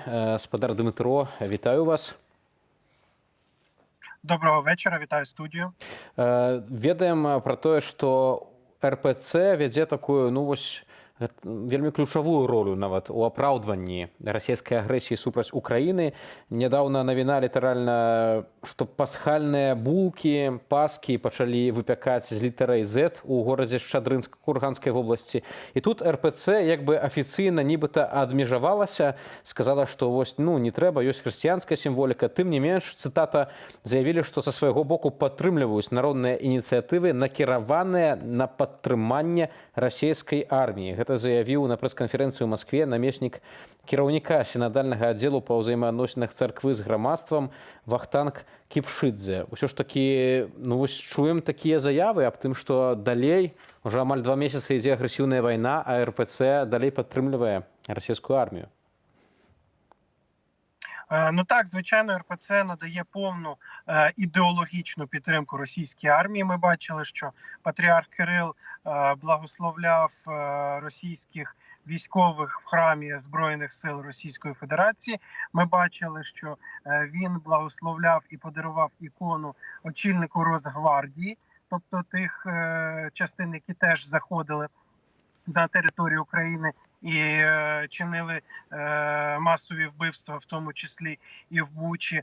Патріарх Кирил також просуває наративи про те, що українці і росіяни – це один народ, який має жити в одній державі, який має воз'єднатися в межах однієї країни. Тобто він фактично і підтримує цю війну, і надає їй такого філософського обґрунтування, а також намагається цю війну перенести в такий розряд релігійної війни, тобто надати ще мобілізаційного такого потенціалу російській владі, який вона би могла використовувати задля поповнення власних резервів. Тому що з історії відомо, що релігійна мотивація на війні, вона одна з найсильніших, і релігійні війни, вони були зазвичай найтакі кривавіші, найжорстокіші. Тобто оця спроба перенесення, скажімо так, релігійного чиннику, вкладання цього релігійного чиннику в цю війну, вона фактично слугує тим, щоб ще більше мобілізувати російське суспільство, росіян на війну в Україні. Дмитро, есть еще вопросы по поводу того, насколько вообще это распространенная ситуация, что церковь так сильно сливается с государством, потому что после прихода Владимира Путина к власти в России РПЦ фактически стала таким государственным институтом, такой большой государственной структурой. И возможно ли где-то еще ситуация, при которой в стране существует храм вооруженных сил, в котором проводят службы патриарх, который освящается, и в котором изначально, я напомню нашим зрителям, существовали фрески с изображением министра обороны Шойгу и, собственно, Владимира Путина? Ну, загалом таких прецедентів, щоб був храм саме Збройних сил, де б були зображення чинного президента, чинного міністра оборони, мені от зараз не спадають на думку. Але все ж таки в історії були випадки, коли держава і церква дуже сильно перепліталися, і церква фактично вбудовувалася в державний апарат. В тій самій Росії синодальний період, тобто починаючи з 18 століття, з Петра І, церква юридично стала і фактично, і юридично стала одним з органів державної влади, цей правительствуючий синод. Тобто це традиція для Росії дуже давня. Також такі прецеденти були і в часи Візантійської імперії, коли церква, вона формально не ставала державною інституцією, але по суті патріархи дуже сильно допомагали імператорам в впровадженні тої чи іншої політики. Тобто такі випадки є, але фактично РПЦ досягла такого апогею зрощування церкви і держави. І проповідування от саме війни, ворожнечі, тобто церква, вона загалом покликана проповідувати світлі ідеї, мир, але вона фактично зараз проповідує порушення заповіді «не вбий». А это, вот вы уже сказали, у меня был вопрос, не противоречит ли это самой христианской вере, но вы вот в своих последних словах, в общем, подтвердили, что противоречит. Но как же это действительно соотносится с православной верой, с верой в Бога? Насправді, те, що в Росії зараз відбуваються ті трансформації з РПЦ, вона поступово відходить від, власне, православ'я, і вона трансформується в такий громадянський релігійний культ, в громадянську релігію Російської Федерації, де головним божеством є не Ісус Христос, а такий російський народ, який завжди страждає, який має певну місію на цій землі. Головним святом, от як в православних чи там в католиків є Великдень, Пасха, то головним святом в цій новій громадянській релігії є 9 травня. Є свої пророки Володимир Ленін, Іосиф Сталін, є свій культ. Тобто це все відбувається дуже так поступово, дуже, скажімо так, непомітно для зовнішнього ока. Це, як знаєте, ця аналогія, коли розповідають, що кидають жабу в баняк з водою і поступово нагрівають, і вона начебто не відчуває збільшення температури. Так само от із РПЦ, оце проникнення цієї громадянської релігії в Росії, воно відбувалося поступово, елемент за елементом, так, не різко, що віряни самої РПЦ не бачили, що вона змінюється так радикально. І тому можна казати, що фактично, не юридично, а фактично це нова така квазірелігія, квазірелігійний культ, який проповідує речі, які не сумісні з православ'ям, але які використовують православну риторику, православний обряд, православні якісь певні символи і ритуали. Але за цією православною формою ховається вже зовсім не православна суть, не православний зміст. Спадар Дмитро, ведаем таксама, што частка праваслаўных вернікаў Украіны дагэтуль ўсё яшчэ належыць да РПЦ праз Украінскую праваслаўную царкву Маскоўскага патрыярхату. І ведаем, што 430 святароў УПЦ МП падпісалі зварот за міжнародны царкоўны трыбунал над патрыярхам РПЦ Кірылам. Аднак мы бачым, што гэта подпісы святароў, гэта не подпісы біскупаў, іерархаў. Як выглядае сітуацыя цяпер менавіта з гэтай менавіта з УПЦ МП ва ўкраіне? Ці там ёсць нейкая тэндэнцыя аб тым, каб цалкам парваць з Масквою, можа далучыцца да праваслаўнай царквы Украіны? Так, ви справедливо замітили, що немає підписів єпископів, тому що єпископи насправді бояться.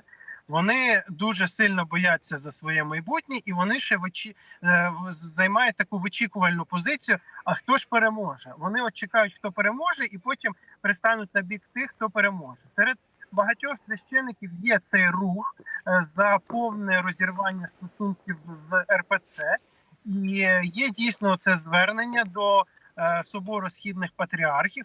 Воно може здаватися таким чимось нереальним, романтичним, але насправді існують історичні прецеденти, коли Собор Східних Патріархів засуджував і позбавляв сану патріарха Московського. Це було в 17 столітті за часів династії Романових. Патріарха Нікона було позбавлено сану і собором давніх східних патріархів. Тобто історичний прецедент для такого дійства він існує, але мені здається, що навіть якщо зараз збереться такий собор і прийме рішення за ті всі гріхи позбавити сана патріарха Кирила, що це рішення не буде прийнято і не буде акцептовано в самій Росії, і вона фактично буде слідувати за за владою в міжнародну і міжцерковну ізоляцію. І в подальшому доля РПЦ може вивести її з кола православних країн, і вона стане такою собі етноконфесійною спільнотою. Тобто церквою не, яка має спілкування з іншими церквами і входить до якогось кола, а такою замкнутою релігійною організацією певного народу. От як, наприклад, є Коптська церква чи Ефіопська церква. Це церква одного народу, яка більше не має ніяких структур. Або от Вірменська церква. Це церква суто вірмен, і вона не має євхаристійного спілкування там з православними чи католиками. От росіяни мають зараз таку тенденцію, щоб РПЦ перестала бути суто православною церквою, тобто такою, яка має сопричасні спілкування з іншими церквами, зокрема там іншими слов'янськими, грузинською, грецькими церквами, і отак от замкнутися в ізоляції і стати такою собі церквою Російської Федерації. Спадар Дмитро, дякую вам вялікі за размову. З намі на сувязі быў украінскі рэлігіязнаўца Дмитро Гарывой. Вось абмяркоўвалі, што адбываецца ў РПЦ, таму што спадарства бачылі мы таксама фота гэтых вось такіх велікодных пасак, дзе Z літарай вось просто на булцы было напісана, і ў РПЦ нібыта з аднаго боку адмежаваліся ад этой ініцыятывы, сказалі, што ну вот эта вот ініцыятыва знізу, з другого боку сказалі, што вось падтрымліваем, калі грамадзяне таксама выказваюць такое вось сваё падтрыманне для расійскай арміі. Ну и прямо сейчас до последних новостей к этому часу. Хаўрушнікі ЗША ў НАТО могуць быць прыцягнутыя да аперацыі па бяспечным выхадзе мірных жыхароў з Марыуполя. Пра гэта заявіла намеснік дзяржсакратара ЗША па палітычных пытаннях Вікторыя Нуланд у каментары CNN. Чыноўніца адзначыла, што такая дамоўленасць раней некалькі разоў зрывалася, і ў выніку менавіта гэтага расейцы павінны дазволіць бяспечнае выйсце. Глава Европейского совета Шарль Мишель находится с визитом в Киеве. В своем твиттере он написал, что приехал в сердце свободной и демократичной Европы. Он провел переговоры с руководством Украины о взаимодействии Европейского Союза и Киева. Обсуждались вопросы помощи европейских стран и перспективы вступления Украины в Евросоюз. Также Шарль Мишель посетил город Бородянка в окрестностях столицы. Он написал, что история не забудет военные преступления, которые тут были, и добавил, что не может быть мира без справедливости. У Марыуполі загінула 91-гадовая Ванда Аб'едкава, якая перажыла нямецкую акупацыю. Пра гэта паведамляе музей канцлагеру Аўшвіц-Біркенау. Цытата: «У 10 гадоў яна хавалася ад немцаў у падвале ў Марыуполі. Праз 81 год яна памерла ў падвале ў тым жа горадзе, хаваючыся ад расійскіх войскаў». На космодроме Плесецк проведен испытательный пуск межконтинентальной баллистической ракеты «Сармат». Об этом заявило Министерство обороны России. Там же уточнили, что это первый пуск в программе государственных испытаний.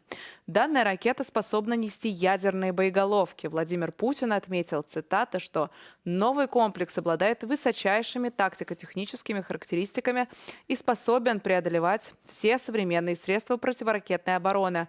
Аналогов ему в мире нет и еще долго не будет. Вот это слова Владимира Путина. Российские войски оккупировали 80% Луганской области. Про это у интервью CNN заявил кіраўнік Луганской областной войсковой администрации Сергей Гайдай. И сапраўды ў апошнія дні было шмат інфармацыі пра жудасныя абстрэлы з боку расейцаў менавіта па Луганшчыне. І ўвесь час гучаць вось у навінах словы Северодонецк, рубежныя. Менавіта гэтыя гарады становились ахвярамі расійскай агрэсіі. В первые дни после начала войны в Украину возвращались многие эмигрировавшие ранее украинцы. Так в ряды защитников Запорожской области записался и герой следующего сюжета, который до этого 20 лет прожил во Франции. О том, как устроен быт украинских военных на первой линии фронта, он рассказал нашему коллеге, корреспонденту Белсата Александру Рубану.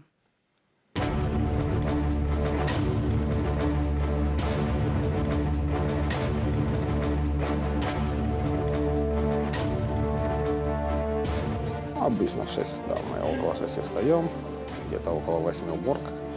Потом кто в наряде, кто без наряда, кто в бане ходит. У каждого свои какие-то занятия есть, хобби и какие-то обязанности помимо этого.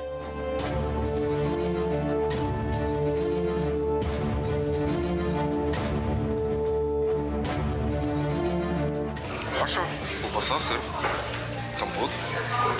Ну, кожен день різна їда, ну, наскільки, що непогано готують. Кожен день дають м'ясо. Я живу во Франции. У меня стабильная работа, я хорошо зарабатываю во Франции. Но как случилась эта ситуация, я вернулся, потому что надо защищать свою родину. И таких патриотов, как я, довольно-таки много. Когда я ехал сюда, я видел много таких парней, которые возвращаются.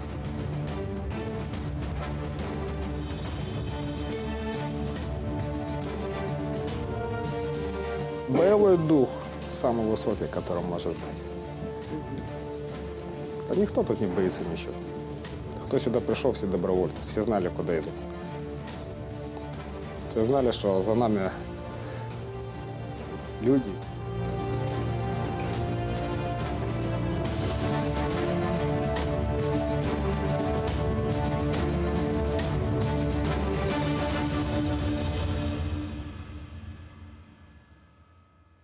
А с нами уже сейчас на связи Артур Ахмедгалиев, редактор русскоязычной версии Handbook Germany. Артур, здравствуйте.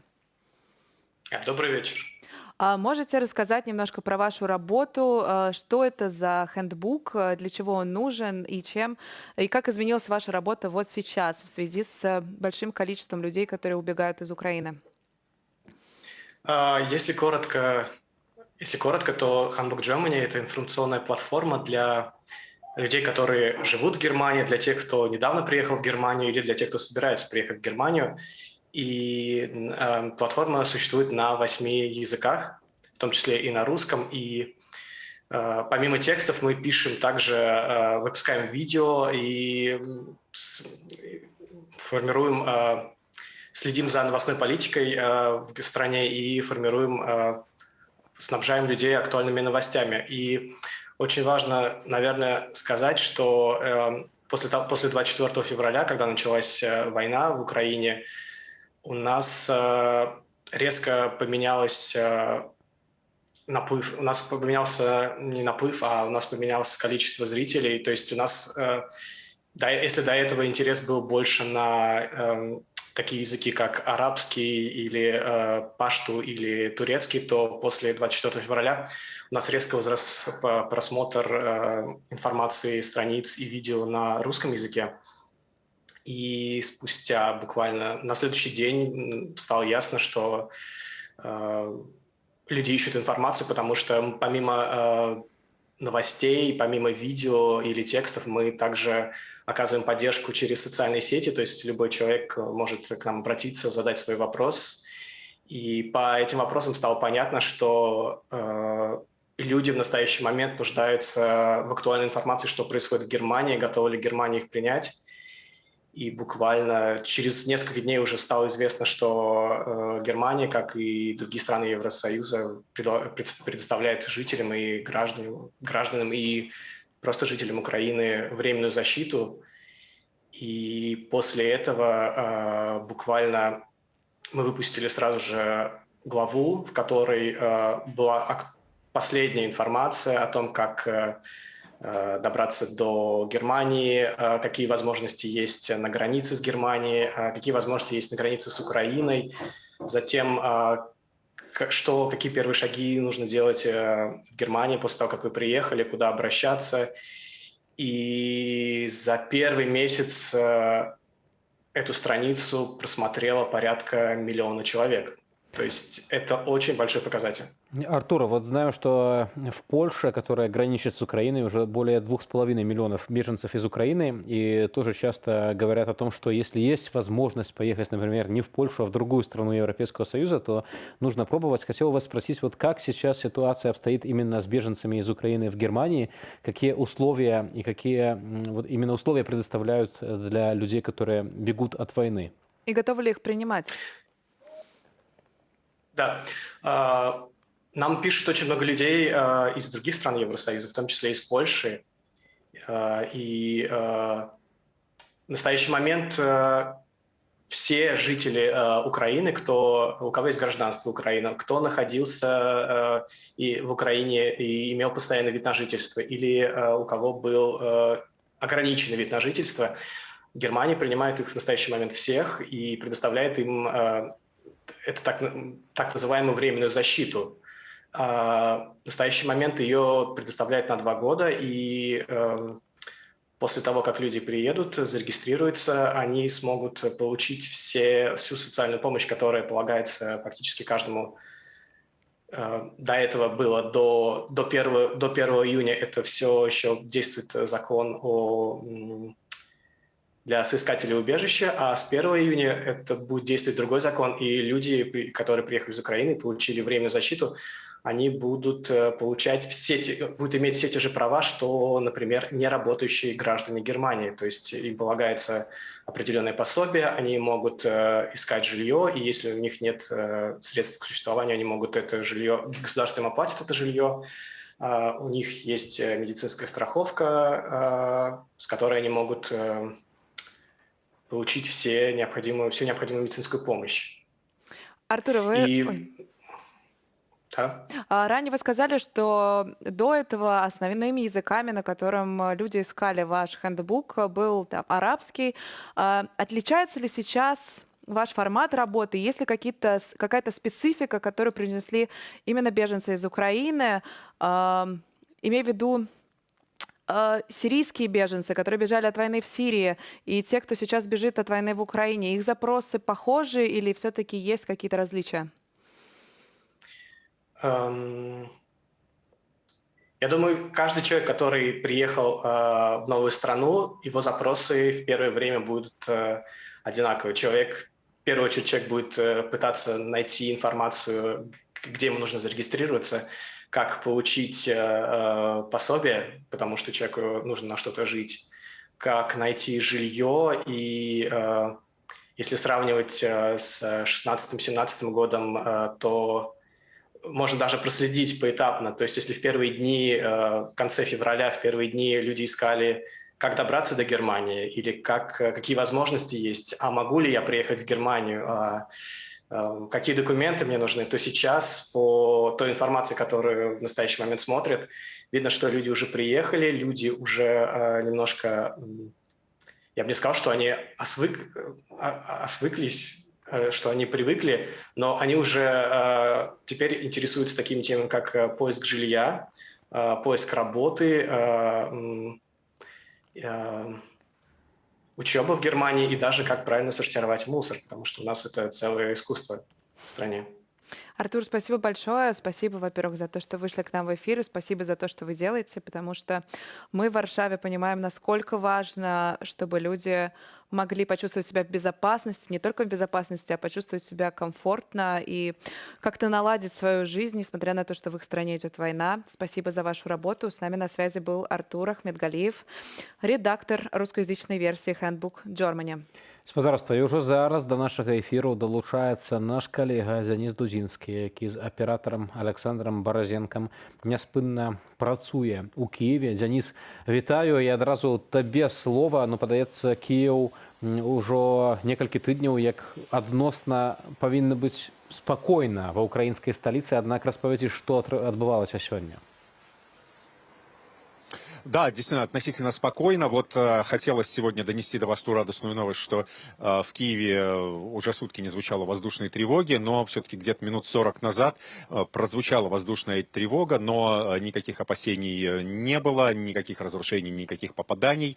Тем не менее, вокруг Киева слышны взрывы. И, как говорят официальные власти, это идет разминирование. Вокруг Киева действительно большое количество неразорвавшихся и авиабомб, и ракет, и других снарядов, которые могут сдетонировать в любой момент.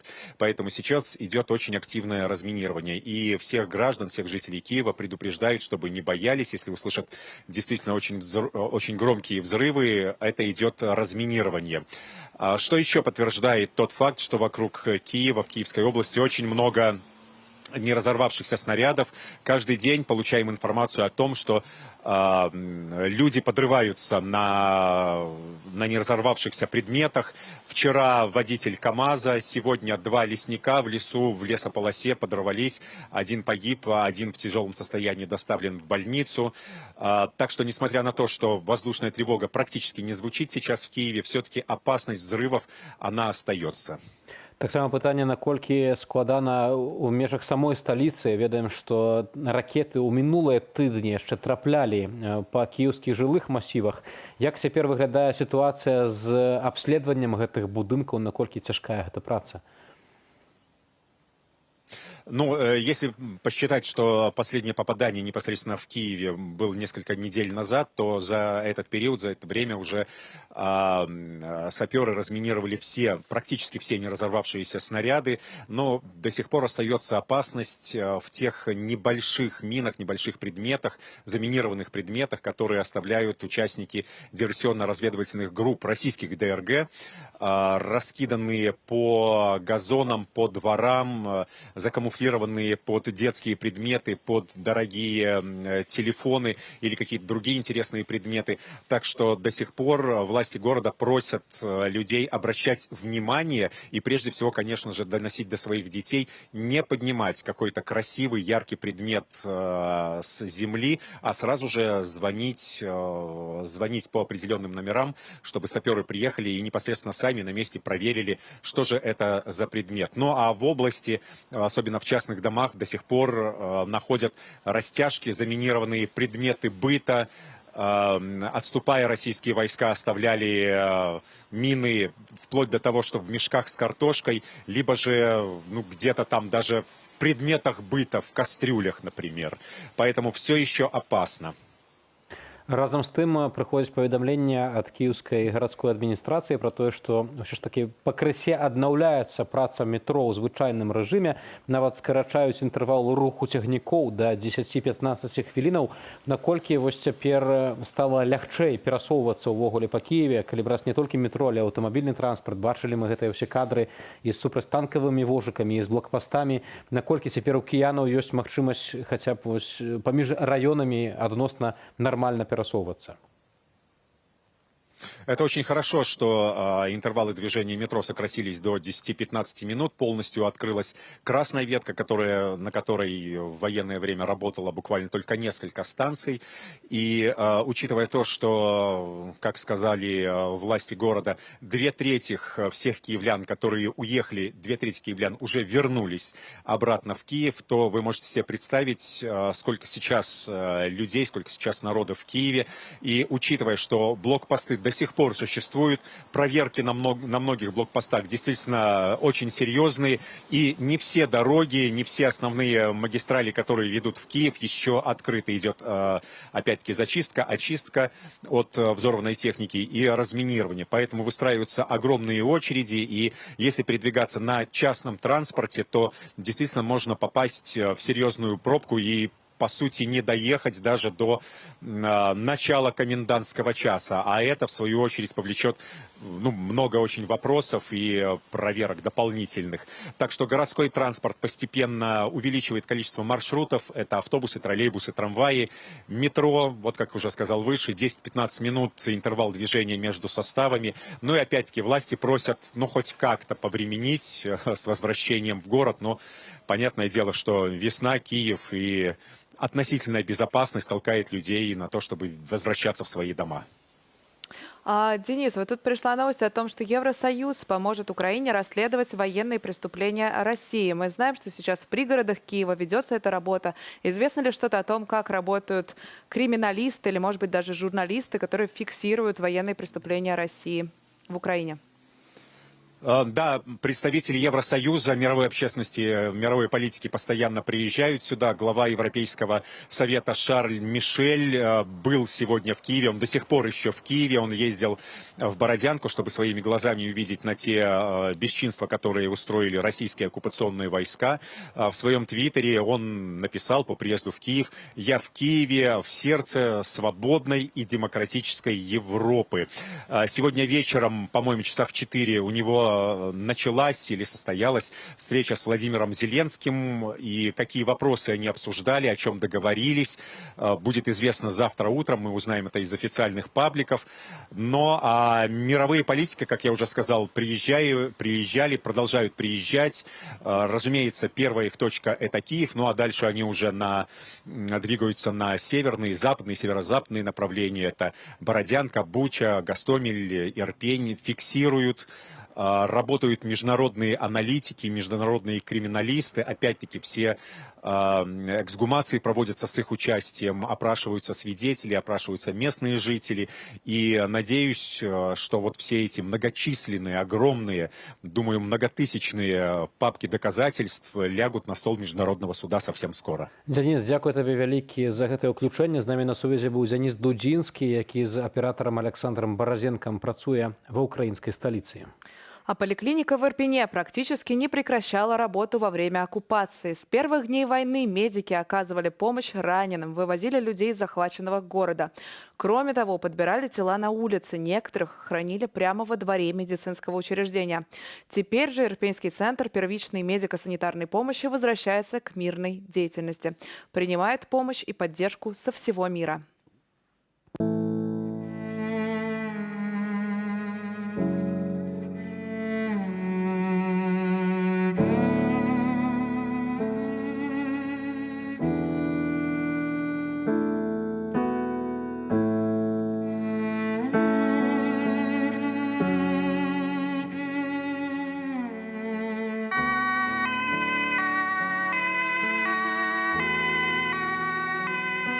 Спасибо нашим друзьям из Нидерландов, гуманитарному фонду, который передал нам вот этот прекрасный автомобиль, который будет обслуживать население нашего ОТГ и оказывать медицинскую помощь. Каждая машина, которая приходит, она приходит в подобном виде, да, забита гуманитарной помощью, медикаментами, всем необходимым, и как бы это очень классно, и это нам помогает.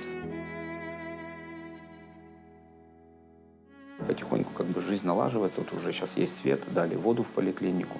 Поэтому я думаю, если все будет тихо, спокойно, то 2-3 недели как бы мы войдем в какой-то более-менее стабильный режим. Скорые помощи у нас были обыкновенные, и мы ездили совершенно незащищенные, ни касок, ни бронежилетов.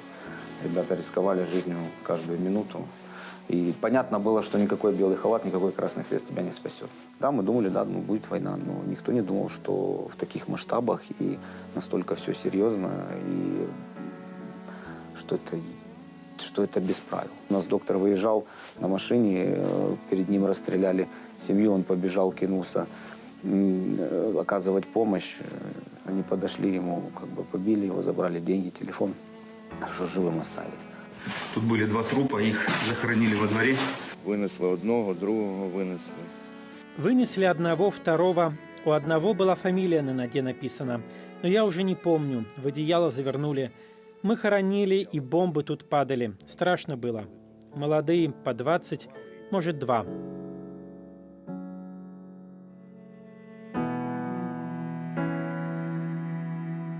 Уже стал военным медиком. До этого был ветеринарным врачом, главврачом ветклиники в городе Киев. Решил, что мое место здесь. Нужно защищать родину от вторжения русской навалы.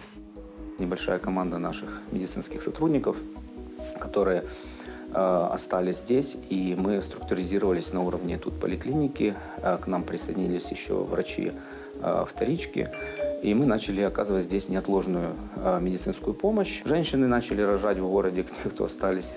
К счастью, у нас был акушер-гинеколог между нами. Он сейчас семейный врач, но он все вспомнил, и как бы родили мы тут и 4 детей. Едем принимать роды. Появились там первые 200, это был ребенок у нас 3-летний. Семья выезжала через Забучье, попали на Житомирскую трассу, перекрестный огонь.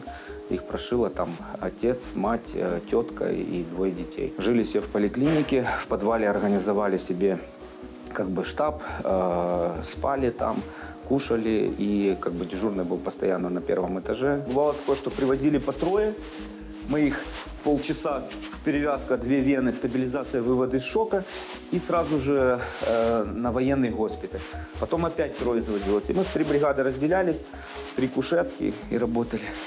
Сложно было, но, знаете, когда занимаешься любимым делом, абстрагируешься от этого. Вот насчет страха, он уходит, потому что ты включаешь холодный рассудок и делаешь то, что ты умеешь. За все вот эти действия я никогда не ощущала такой сплоченности, такой открытости людей, и что, ну, действительно, мы стали даже сильнее, вся эта ситуация, я думаю, нас как нацию точно, ну, укрепила.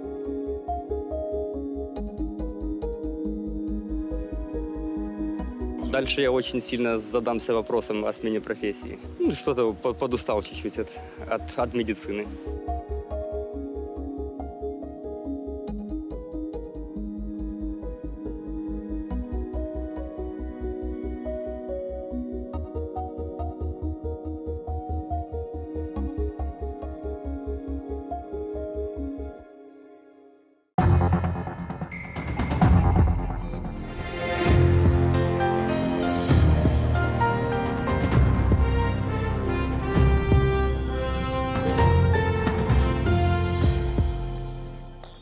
З Беларусі вывели каля 85% расійскай военной тэхнікі.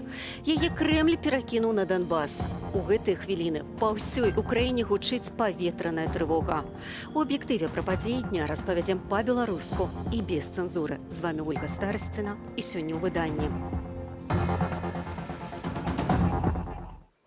Путин погрожает свету ядровым кулаком. Россия выпробовала межконтинентальную баллистичную ракету. Это действительно уникальное оружие, заставит задуматься тех, кто в пылу оголтелой агрессивной риторики пытается угрожать нашей стране. Політв'язню становится болей. Імпульси зверху, з політичного верху, від самого Лукашенки з'являються галоўным рухавіком дзеяння гэтай рэпрэсіўнай машыны. Транспартная блокада. На мяжы цярпяць не толькі кіроўцы фураў. Улады ускладнілі выезд з Беларусі прыватным автом. Каждая машина, которая выезжает с территории Республики Беларусь, должна пройти отстойник.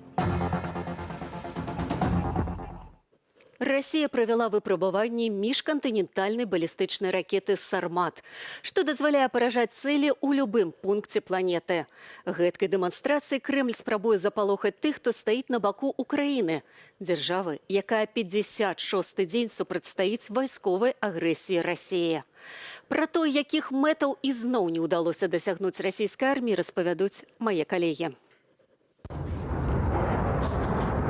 Военное супрацьстаянне на тэрыторыі Украіны працягваецца. Баі ідуць на Харкаўшчыне. Там украінскім збройным сілам удалося вярнуць пад свой кантроль некалькі населеных пунктаў. Спробы расійскай арміі прасунуцца наперад у раёне ваколіцах Гуляйполя на запарожскім кірунку не далі плёну. На Херсоншчыне варожыя войскі спрабуюць наступаць у бок Мікалаева.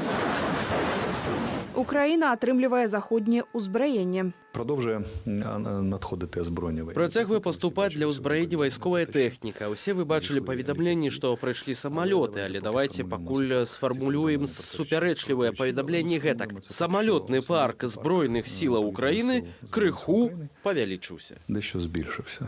Сітуацыя ў Марыуполі застаецца напружанай. Расійскія войскі працягваюць атакаваць Азовсталь, дзе ў сутарэннях ад абстрэлаў хаваюцца таксама мірныя жыхары гораду, жанчыны, сталыя людзі і дзеці. Ад 14-й кіеўскага часу быў запланаваны гуманітарны калідор для эвакуацыі з бомбасховішчаў Азовсталя, аднак афіцыйнага пацверджання, што ён задзейнічаў, пакуль няма. Ми не чуємо відповіді. Мы не чуем адказу на нашу прапанову абмену, што можа выратаваць мірных жыхароў і абаронцаў Марыуполю. І на гэтае маўчанне варта звярнуць увагу ўсім, хто быў ці можа быць звязаны з Расіяй. Калі будзе вызначацца ваш лёс, у Маскве будуць маўчаць. Гэта паказальна, і гэта найлепшы аргумент, каб не звязвацца з Расійскай Федэрацыяй.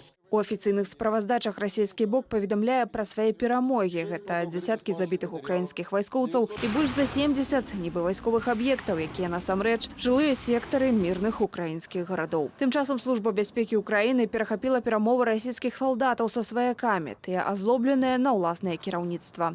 Приехал же наш полканский, который у нас раньше был.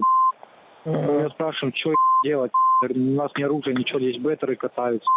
Вот, ебайте всех гражданских, кто не пойдет, всех ебать.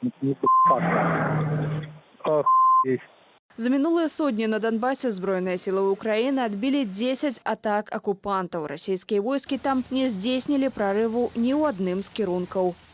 Лілія Кірачева, Юлія Лабанова, Белсад. Святлана Ціхановская распачала трохдзённы працоўны візіт у Нідерланды. Сёння яна правяла перамовы з міністаркой абароны Кайсай Олюнгрен і з чальцамі камітэту міжнародных справаў. Вайна ва ўкраіне – прыярытэтная праблема для нідерландскіх дыпламатаў. Але і пра Беларусь у Еўропе не забыліся. З міністрам обороны Нідерландаў мы размаўлялі і пра Украіну, і пра Беларусь. Я перадала падзяку украінскага народа за тую падтрымку, якую Нідерланды аказваюць Украіне. Гэта вельмі для них важна. А што датычыцца Беларусі, я падкрэсліла, што вельмі важна патрабаваць вываду расійскіх войск з тэрыторыі Беларусі, не толькі з тэрыторыі Украіны, і што не павінна быць ніякіх расійскіх базаў на тэрыторыі Рэспублікі Беларусь. Таксама падкрэсліла, што нам у будучыні патрэбны будуць гарантыі бяспекі нашай краіне, і я думаю, што Нідерланды тая самая краіна, якая можа гарантаваць гэтыя гарантыі.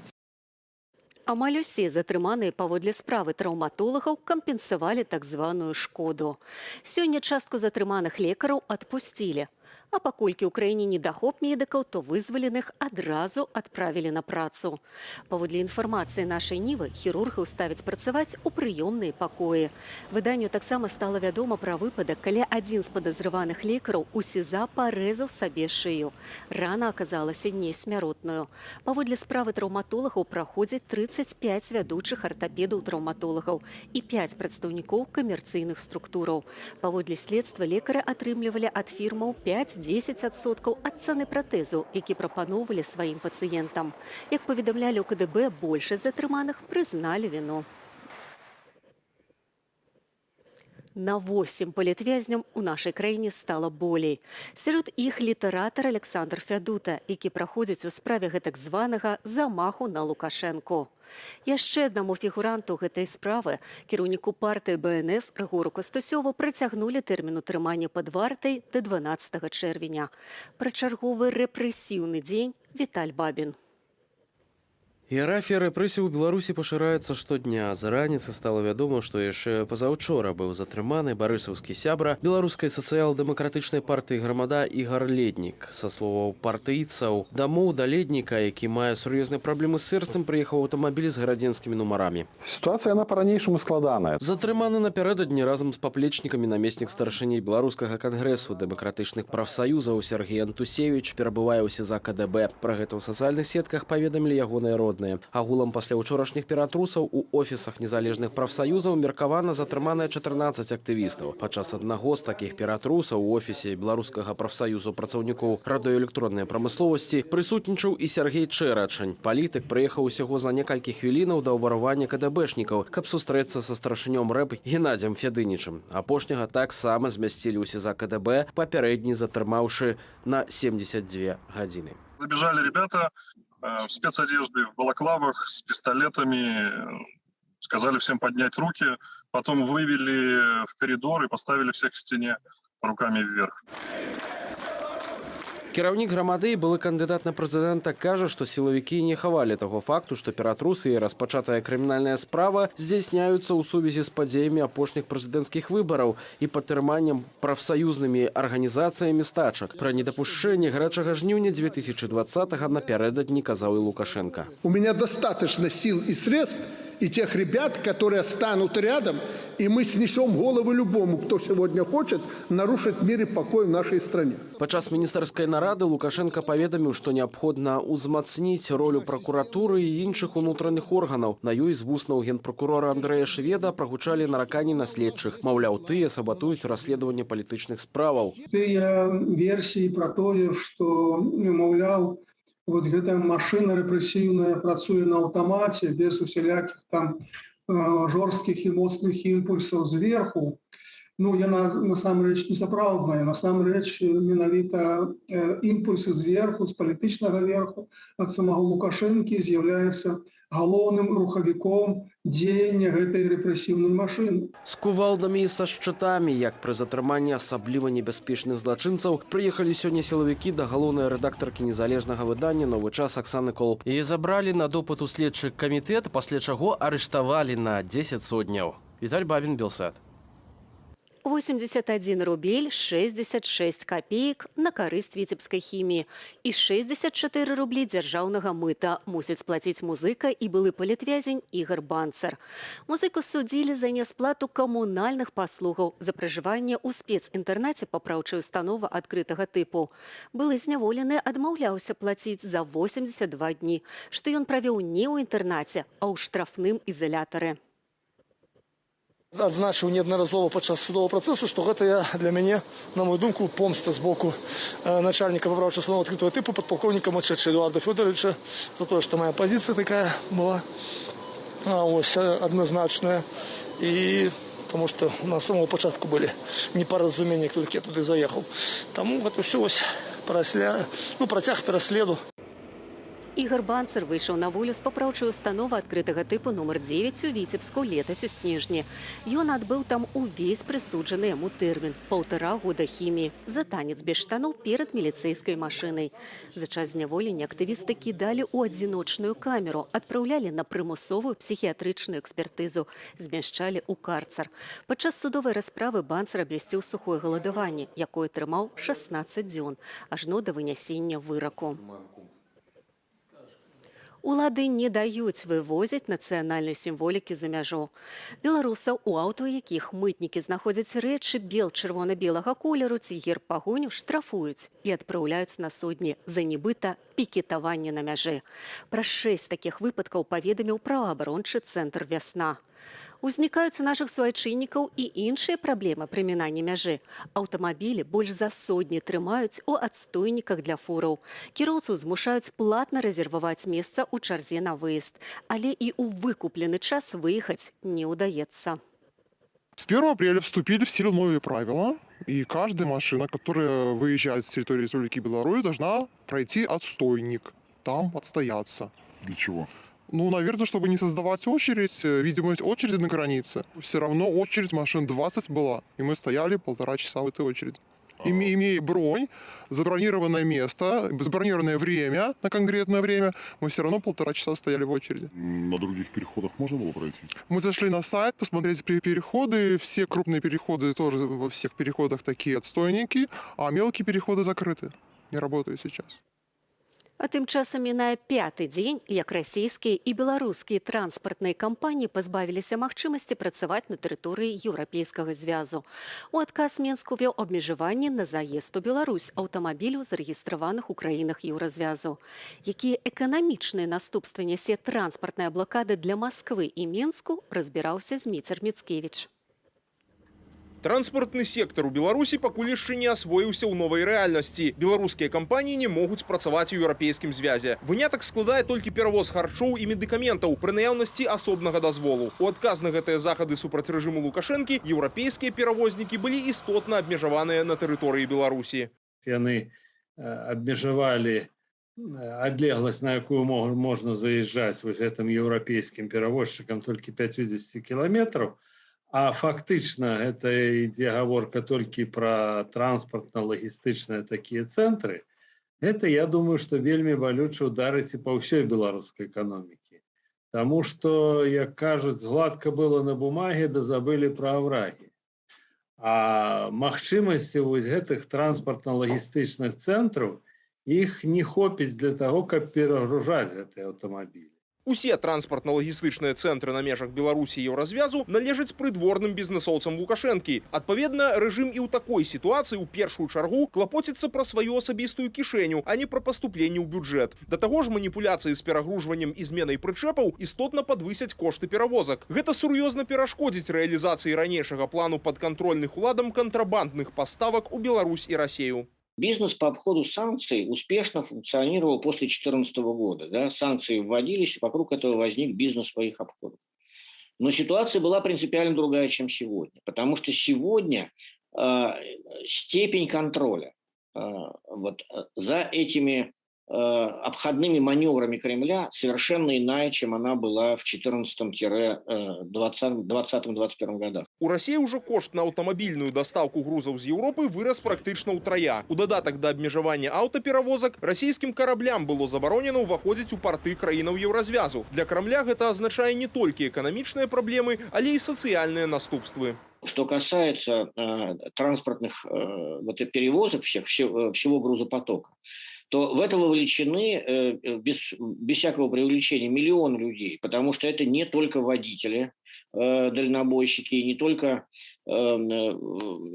моряки, которые плавают на кораблях и на торговых кораблях, но это ведь еще и касается хабов, которые затем распределяют прибывший товар. Значит, проблемы будут и у тех людей, кто работает здесь, и у малого бизнеса, который дальше доставляет потребителю те товары, которые поступают с помощью перевозок. Одним словом, это очень масштабная цепочка. У добрыя часы беларускі бюджэт атрымліваў ад экспарту транспартных паслугаў до $2 мільярдаў на год. Цяпер гэтая крыніца паступлення валюты будзе практычна цалкам знішчаная. Акрамя таго, істотна ўзрастуць кошты на тавары, што пастаўляліся з-за мяжы. Я, напрыклад, ведаю одно прадпрыемства, якое займаецца вытворчасцю розных дадаткаў да будаўнічых матэрыялаў, да смесяў і так далей.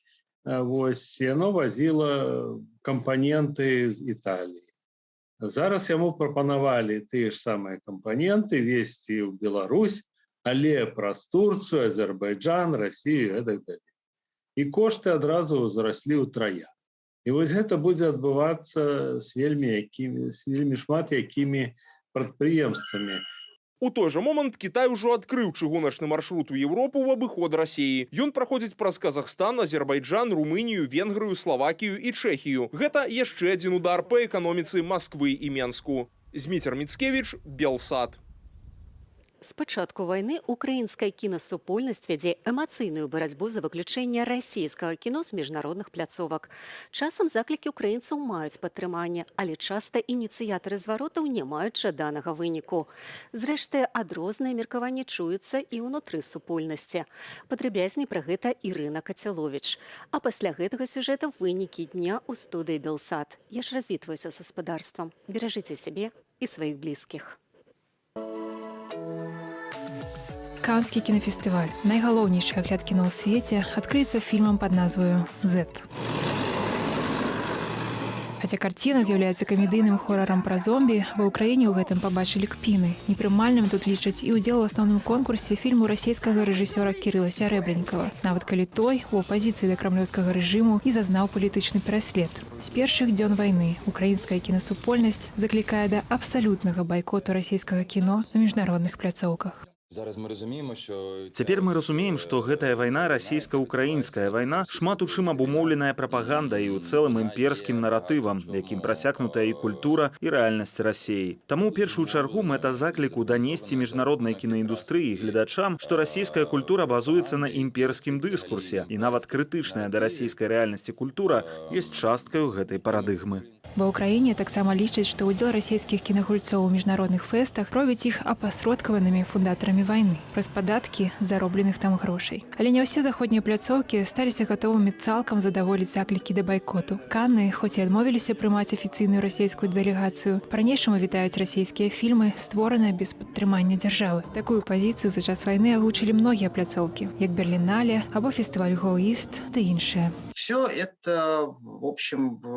вызывало реакцию у нас крайне сложную, вплоть до того, что иные из наших кинематографистов отказывались показывать свои фильмы на этих площадках, либо же фильмы эти были показаны, но они отказывались от участия в этих фестивалях. Затое фестывалі ў Вільні, Глазга і Стакгольме падтрымалі заклік украінцаў. Далучылася да байкоту і Еўрапейская кінаакадэмія, праўда, толькі пасля гучнага сыходу з яе шэрагаў украінскага рэжысёра Сергея Лазніцы на знак пратэсту. Адстойванне байкоту аб'яднала хіба 90% прадстаўнікоў кінасупольнасці, але не ўсе падтрымліваюць патрабаванні. Александр Гусцяў лічыць, што замыканне Расіі ў культурным гета можа перашкодзіць агучванню там інтарэсаў Украіны. Мы закрываем источники воздействия на умы тех, кто благодаря фильмам, благодаря другим информационным каналам мог бы, пускай даже не перейти на украинскую сторону, а хотя бы усомниться, что их правительство делает все правильно. Да таго ж, як кажа Александр, трэба выкарыстоўваць магчымасць прасоўваць на міжнародных пляцоўках сваю культуру. Максім Наканечны, уласна, і выкарыстоўвае, хоць і выступае за байкот. У сёлетнім канскім кінафестывалі ён удзельнічае з фільмам «Бачанне матылька» пра жанчыну, якая намагаецца вярнуцца да нармальнага жыцця пасля ўдзелу ў вайне. Тым часам барацьба за байкот не спыняецца. Але ці заклікае Украіна байкатаваць беларускае кіно? По-моему, у них все же требование запрещать белорусскую культуру не возникает, потому что как-то все же белорусская культура сама по себе воспринимается как вот в чем-то как аналог украинской культуры в ее противостоянии колониальному контексту. Ці ўлічыць канскі фэст рэакцыю украінцаў на неадназначны выбар фільма «Адкрыцця» мы побачым 17 траўня.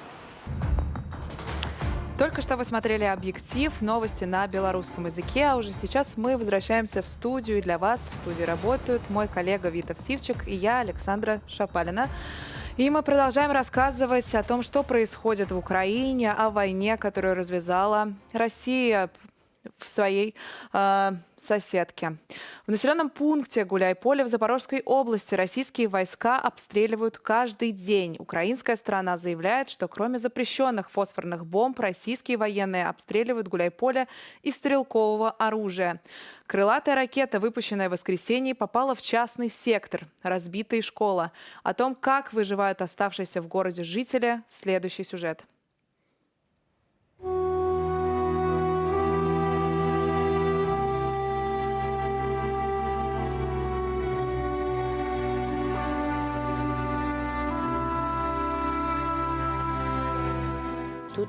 Тут невестка моя работала, дети мои все учатся, внучата. Выстрелила не сильно сначала, а потом второе, как грохнуло. Так грохнуло, что мы перепугались. И такая волна, такая сила звука была, что не передать вам. Летело с той стороны что-то длинное, черное, сзади факел. Очень большой хвост валил. И гудело очень сильно, свистело.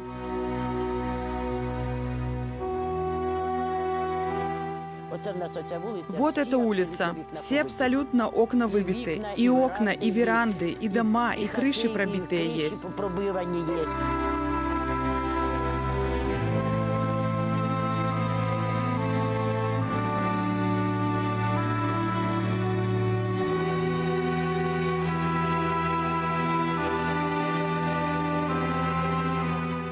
Прилетіла ракета. Сюди прилетіла ракета. Прилетела ракета, большая ракета. Она ударила в асфальт, но очень пострадали жилые дома. Это дом моих родителей, им по 85 лет. Сестра моя инвалид. Все они были в доме, всех накрыло окнами, которые влетели внутрь. Все рамы влетели внутрь. Маму контузило, папа ранен в голову, увезли в Запорожье.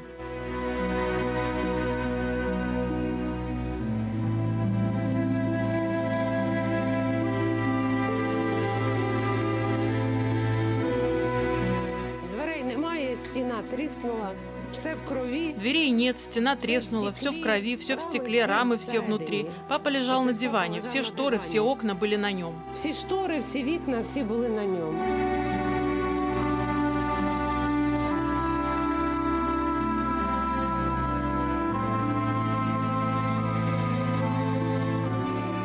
Оце люди варили їсти. Ось дивіться на чому. На чому на дворі, поки не було газу.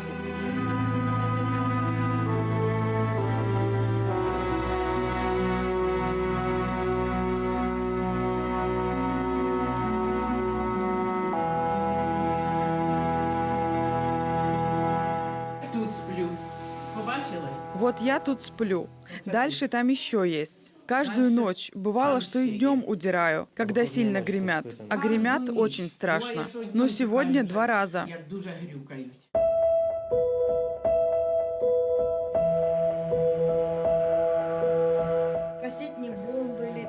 Кассетные бомбы взрывались, видели 2 раза. Перед лицом горело, все очень страшно. Когда ударило в наш дом, мы кричали, наверное, полчаса, потому что все очень-очень близко.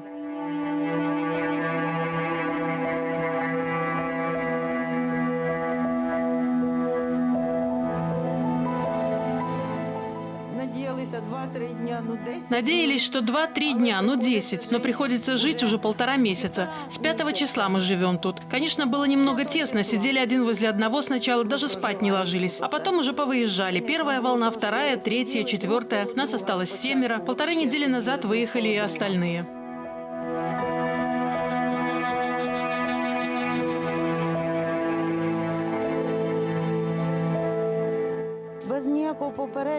Без никаких предупреждений. Сегодня ночью тоже такие взрывы были. Казалось, что уже все, дом рухнет. С половины 11-го до половины 1-го были такие сильные, мощные взрывы. Как им не стыдно, что они мирное население бомбят? Они же пришли на нашу землю. Не мы же к вам пришли.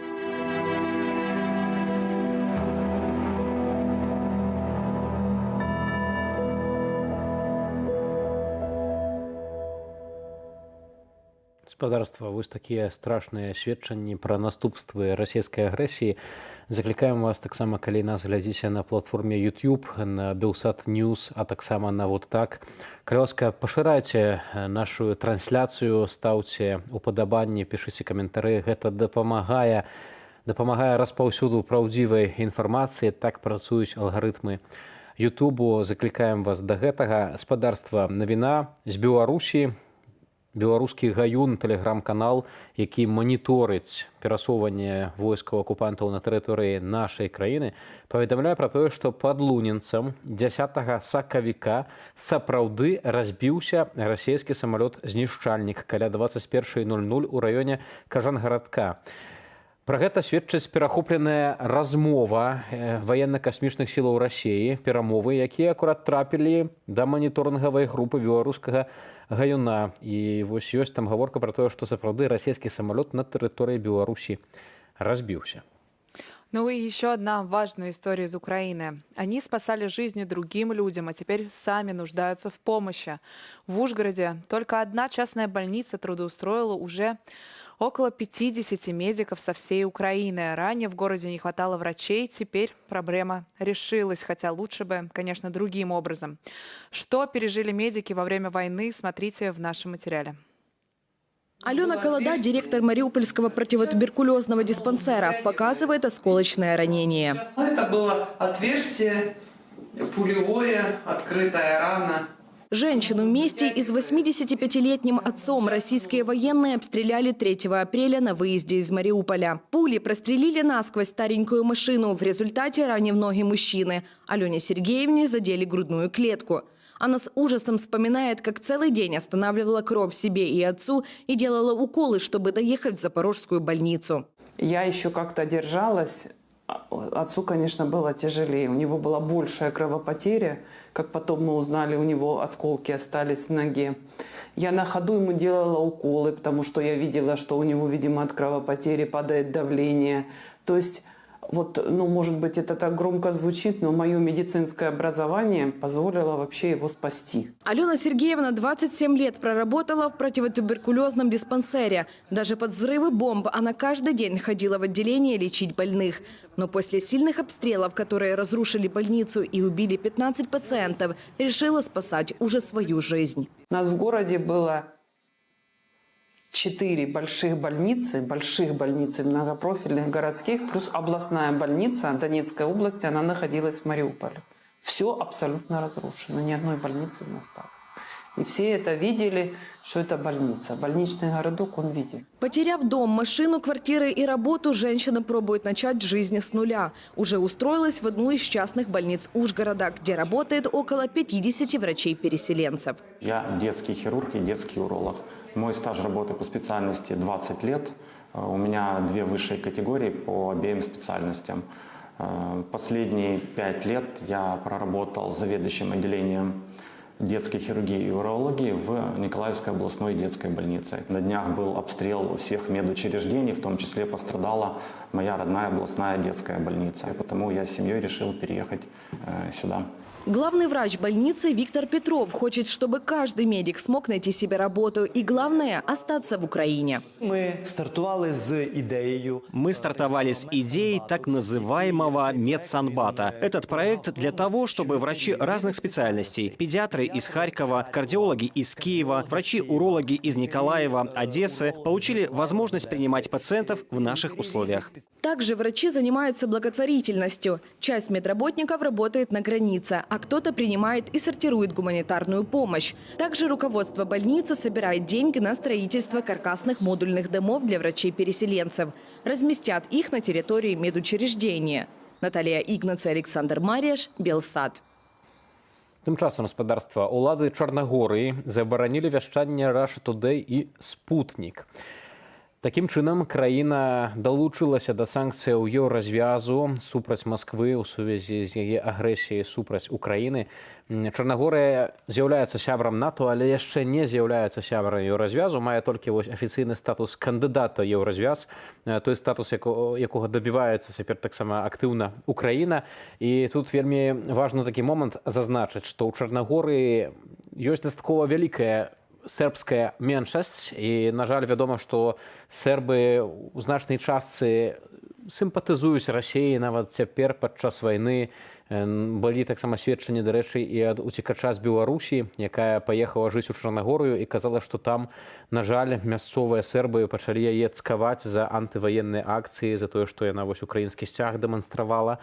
Таму ў гэтым сэнсе там складаная сітуацыя, аднак чарнагорскія ўлады вырашылі так рашуча узяцца таксама за інфармацыйную гігіену і ўслед за іншымі еўрапейскімі краінамі забаранілі вяшчанне Russia Today, а таксама Спутнік. А сегодня вышла большая статья в американском издании Bloomberg о том, что происходит в кругах российских властей. В частности, издание сообщило о том, что решение о войне принималось всего 4 людьми. Это так называемый президент страны Владимир Путин, министр обороны Сергей Шойгу, начальник генерального штаба Валерий Герасимов и секретарь Совета безопасности Николай Патрушев. По словам автора статьи, никто другой чиновник не знали о том, что это решение принималось, и никто к нему больше не причастен. Более того, в статье написано, что сейчас в кругах российских властей большой переполох, потому что огромное количество людей не одобряет это решение, они понимают просто, чем это грозит для самой России. То есть не из каких-то даже человека миролюбивых соображений, а просто из-за того, что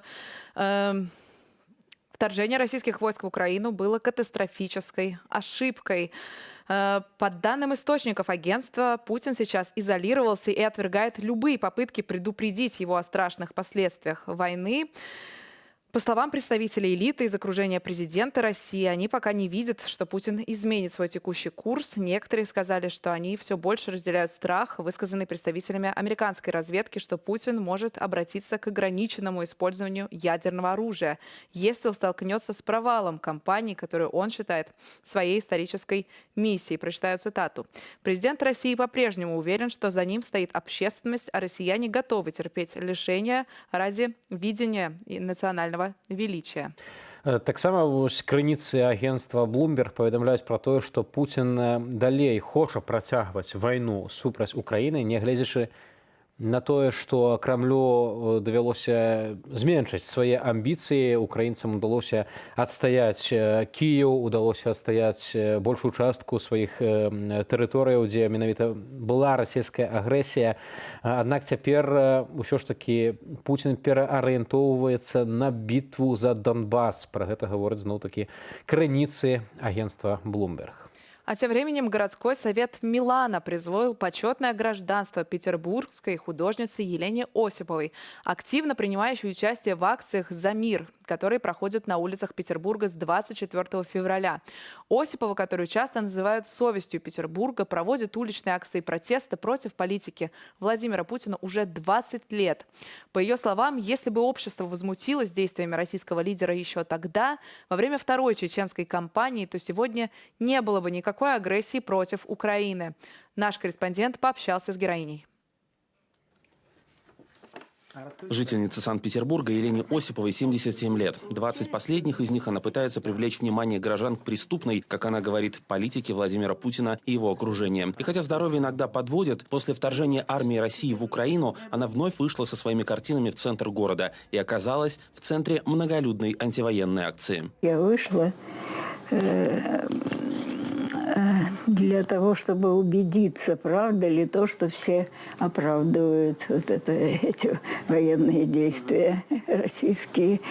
Вот, я не могла просто поверить, и жить было просто невозможно после этого. Вот. А когда я увидела молодых людей, многие даже и плакали, такие лет по 30, и спрашивали, чем помочь. Полицейские дубинки, огромные штрафы и уголовные дела против активистов сделали свое дело. В России уличные протесты против войны сошли на нет. Режим давно перестал даже формально соблюдать основные права человека. Елена Осипова сегодня проводит прямые аналогии между идеями так называемого русского мира и нацистской идеологией Гитлера. А корни всего, убеждена художница, лежат в 2002 году, когда чеченские боевики захватили в заложники актеров и зрителей мюзикла «Норд-Ост». Путин отказался вести переговоры и отдал приказ штурмовать театральный центр в Москве. Тогда только по официальным данным погибли 130 человек. Это просто ужасно. Вот. И тогда я поняла, что вообще у нас происходит. И никто, даже не жители Москвы, ничего не пришли, не помогли организовать. Просто надо было антивоенный митинг небольшой против войны, сказать слово свое, и все. И ничего бы этого не было. После этого Осипова нарисовала свой первый антивоенный плакат и вышла с ним на улицу. Но в большинстве своем россияне остались равнодушны. Потом была трагедия в школе Беслана, война с Грузией, создание марионеточного псевдогосударства Южная Осетия, аннексия Крыма и война на Донбассе. Значительная часть жителей России продолжила одобрять действия руководства страны. На протестующее меньшинство власти демонстративно не обращали внимания. Такой стыд, такая обида за Россию. Вот. И сейчас надо новый плакат хоть написать, выходить, что просто Россия – это не Путин, чтобы не думали вообще, что это вот так. Хотя, конечно, всегда, вот я говорю, что всем известно это, что добро всегда меньше, чем зло. Зло всегда в большем количестве. Елена Осипова неоднократно побывала во всех полицейских отделениях города. В автозак силовикам Осипову приходится вносить. Не потому, что она сопротивляется, просто нет сил подняться самой. Тяжело держать в руках плакаты. Но она считает, что надо продолжать выходить на улицу, чтобы продолжающаяся война в Украине не привела к самой страшной развязке. Самое главное сейчас задача хотя бы ради погибших этих людей воспользоваться этим. Немедленный договор вообще во всем мире запрещение ядерного оружия. Это первое. А потом уже браться надо и за мирный атом, потому что там уже тоже творится бог знает что. Уже все сочится, все старое. Елена Андреевна, собираясь на очередной одиночный антивоенный пикет, несколько раз повторяет: самое страшное – это равнодушие. И цитирует испанского художника Франциско Гоя: «Сон разума рождает чудовищ». Марк Подберезин, Белсат, Санкт-Петербург. Гаспадарства, зараз трошки да іншай тэмы. У Францыі адбываюцца прэзідэнцкія выбары 24 красавіка. Там будзе другі тур, у які выйшлі дзейны прэзідэнт Эммануэль Макрон, а таксама лідарка нацыянальнага аб'яднання Марин Ле Пен. І ўжо зараз з намі на сувязі Анастасія Шапачкіна, дырэктар аналітычнага цэнтру Eastern Circles з Франции. Анастасия, здравствуйте. И знаем, что именно сейчас в эти минуты идут дебаты между кандидатами в президенты Франции. Насколько тема российского нападения на Украину сейчас звучит во внутренней французской политической повестке? Тема российского вторжения в Украину, конечно, доминировала политическую повестку даже настолько в первые недели, особенно вторжения, что полностью затмила собой вообще все остальные вопросы президентских выборов и даже сами президентские выборы. Например, президент Макрон, который должен был объявить свою кандидатуру, даже как существующий президент, он все равно должен был по процедуре это делать, но он сделал это практически в последний момент, в самый последний день, когда ему это было возможно сделать, потому что его полностью график был забит событиями, связанными с войной в Украине и с вторжением России в Украину. И как бы вообще все время до первого тура президентских выборов было занято обсуждениями во всех медиа и также в политических кругах только этого вопроса. Также, конечно, все общество очень всколыхнулось, и первые 3 особенно недели, 3-4 недели тут все разговаривали только об этом, вся общественная дискуссия была занята этим вопросом. Тем не менее, эта волна, эта тенденция изменилась буквально за пару недель до первого тура выборов, когда, конечно, когда, во-первых, радикально правые, то есть Марин Ле Пен, полностью начали доминировать повестку. Они снова, во-первых, медийная самоволна немножечко успокоилась, то есть вопрос Украины стал не первым, а вторым или третьим в каждой новостной повестке. И, соответственно, на первый план снова вышли обычные для любых выборов вопросы, такие как экономическое благосостояние, зарплаты и то есть постковидная ситуация в экономике и в стране. И здесь правые, радикально правые, лидером которых является Марин Ле Пен, завладели повесткой дня, потому что они нашли такую самую чувствительную точку избирателя, которая во Франции тоже самая чувствительная, также ее можно сказать, она универсальная, чувствительная для западных стран. Это покупательная способность потребителя. И этот момент, он позволил Марин Ле Пен доминировать настолько обсуждения перед первым туром, на последние недели 2 до первого тура выборов, что она в итоге вышла вторым номером после президента Макрона по результатам первого тура. И также самым главным результатом этого первого тура стало вслед за полным исчезновением обычной левой партии социалистов на прошлых президентских выборах во Франции. На этих президентских выборах в результате первого тура уже было ясно, что результатом главным стало полное исчезновение просто обычных правых, не радикальных, а обычных правых, то есть более консервативной, можно сказать, партии, которая называлась «Республиканцы» во Франции. И это, конечно же, оставило политическую площадку довольно пустой. То есть в ней остался нынешний президент, который изначально, как мы сказали, смог набрать очки за счет того, что он был президентом в кризисной ситуации войны, и непосредственной угрозы стратегической и военной Европе, но который в итоге за неделю-две до первого тура начал терять эти очки, и терять их именно крайне право. Сейчас, то есть это главная баталия будет развиваться между Макроном, который вообще как президент впервые был избран на прошлый раз, на прошлых президентских выборах был избран президент центристской партии, и вообще до этого центристская партия как таковая, ну, можно сказать, не существовала. Сейчас он и его партия доминируют как бы, политическую повестку дня, но как бы, многочисленные опросы населения также показывают, что очень много людей, особенно из просто социалистов, то есть просто левых и просто правых республиканцев, все еще не определились, за кого они будут голосовать, что, конечно, очень как повышает температуру здесь и градус накаленности в политических, журналистских, аналитических кругах, когда до второго тура остается всего несколько дней, и вы имеете огромное количество населения, которое или устало от Макрона, или потеряло тех кандидатов, за которых оно могло проголосовать в силу своих политических убеждений, или еще не получило этих убеждений, что может быть и что есть часто здесь случаи с молодежью также. То есть в результате вообще непредсказуемый второй тур, хотя это уже в третий раз, когда крайне правые находятся во втором туре за последние 22 года современной истории Франции. Анастасия, ну и в связи с этим главный вопрос, наверное, в том, изменится ли каким-то образом позиция Франции по вторжению России в Украину, если Марин Ле Пен победит на этих выборах? Это самый главный вопрос. Да, конечно же, радикально правые, как и радикально левые во Франции, кстати, радикально левый кандидат пришел третьим в первом туре президентских выборов, набрал 22% целых голосов, это довольно много для этой радикально левой партии.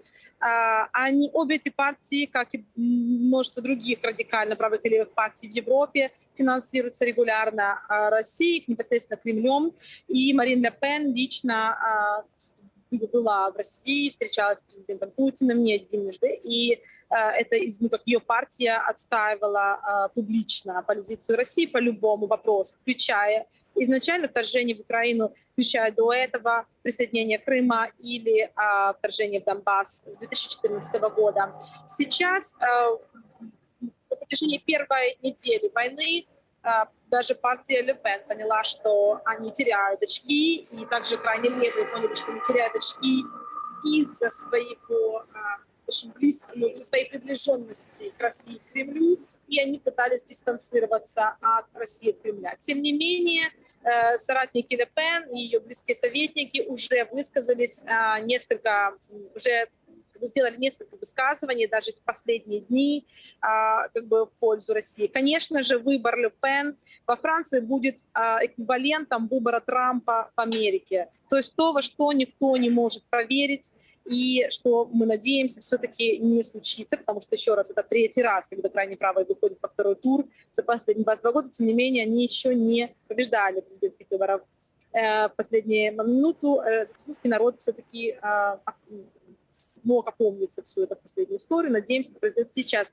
Если действительно Ле Пен выиграет, да, это будет пропутинский кандидат, пророссийский кандидат с историей финансирования непосредственно из Кремля и с очень зацементированной пророссийской традиционной позицией.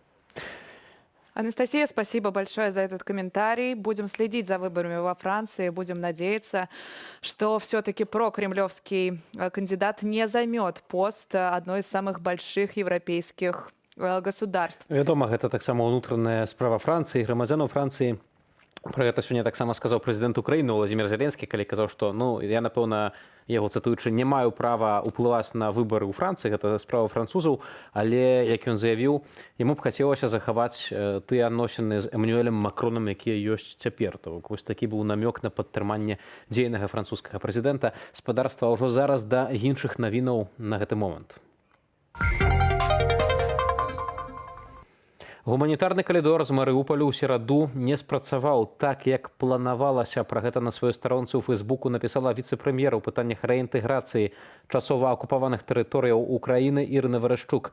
Цытата: «Праз адсутнасць кантролю над уласнымі вайскоўцамі на месцах акупанты не змаглі забяспечыць належнага спынення агню».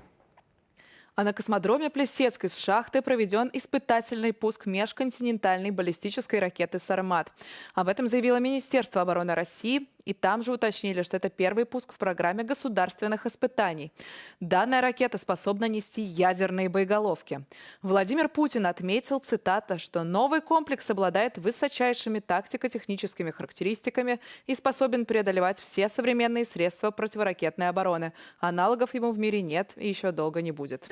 Хаўрушнікі ЗША ў НАТО могуць быць прыцягнутыя да аперацыі па бяспечным выхадзе мірных жыхароў з Марыуполя. Пра гэта заявіла намеснік дзяржаўнага сакратара ЗША ў палітычных пытаннях Вікторыя Нуланд у каментары CNN. Чыноўніца адзначыла, што такая дамоўленасць раней некалькі разоў зрывалася, і ў выніку менавіта расейцы павінны дазволіць бяспечнае выйсце. А количество политзаключенных в Беларуси увеличилось. Сегодня узниками совести признали еще 8 человек. Реестр ведет правозащитный центр «Весна». Среди узников совести политолог Александр Федута, который находится в белорусской тюрьме уже больше года. Мужчину обвинили в заговоре против Лукашенко и арестовали в Москве по запросу Минска. При этом, как утверждают правозащитники, следственных действий практически не проводят.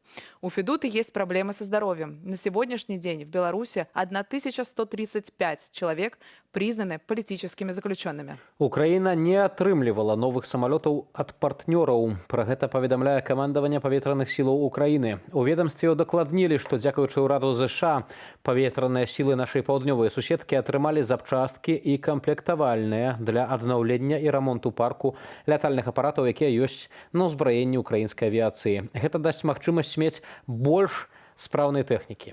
Днём раней спікер Пентагону Джон Кербі заяўляў, што Украіна атрымала ад партнёраў самалёты і дэталі да іх. Дарадца кіраўніка офісу прэзідэнта Украіны Алексей Арестович таксама дадаў, што самалётны парк паветраных сілаў ЗСУ, цытата, крыху павялічыўся. А с нами на связи Павел Лузин, кандидат политологических наук из России. Павел, здравствуйте. Здравствуйте. Что сейчас происходит в России в связи с аварией на крейсере «Москва»? То, что мы видим в сообщениях в медиа, в российских государственных медиа, напоминает больше какой-то бардак. Люди сообщают то одно, то другое, и нет никакой единой точки сборки. Как это все вообще соотносится с реальностью, на ваш взгляд? Ну, понятно, что гибель Москвы – это шок для российского руководства. И это, в отличие от гибели Курска, да, подводной лодки «Курск» в 2000 году, это не является шоком для российского общества. То есть российское общество как-то, ну, по-моему, еще просто не осмыслило всю ситуацию. Ну, да, гибель крейсера – это серьезный удар, да, по российским возможностям военным и по российскому престижу. Поэтому руководство старается тему не педалировать, не афишировать особо, ну и утонуло, да, ну, как-то так. Агентство Bloomberg со ссылкой на свои источники утверждает, что Путин не собирается останавливать войну против Украины. И здесь возникает вопрос, а какая вообще сейчас цель у Кремля? Потому что, ну вот, атака на Киев провалилась, не смогли взять. Что вообще, какая сейчас цель ведения боевых действий? Ну, цель, она вот стратегическая, да, она такая же, как она была в 2014 году. И она с тех пор не изменилась. Это уничтожение украинской государственности.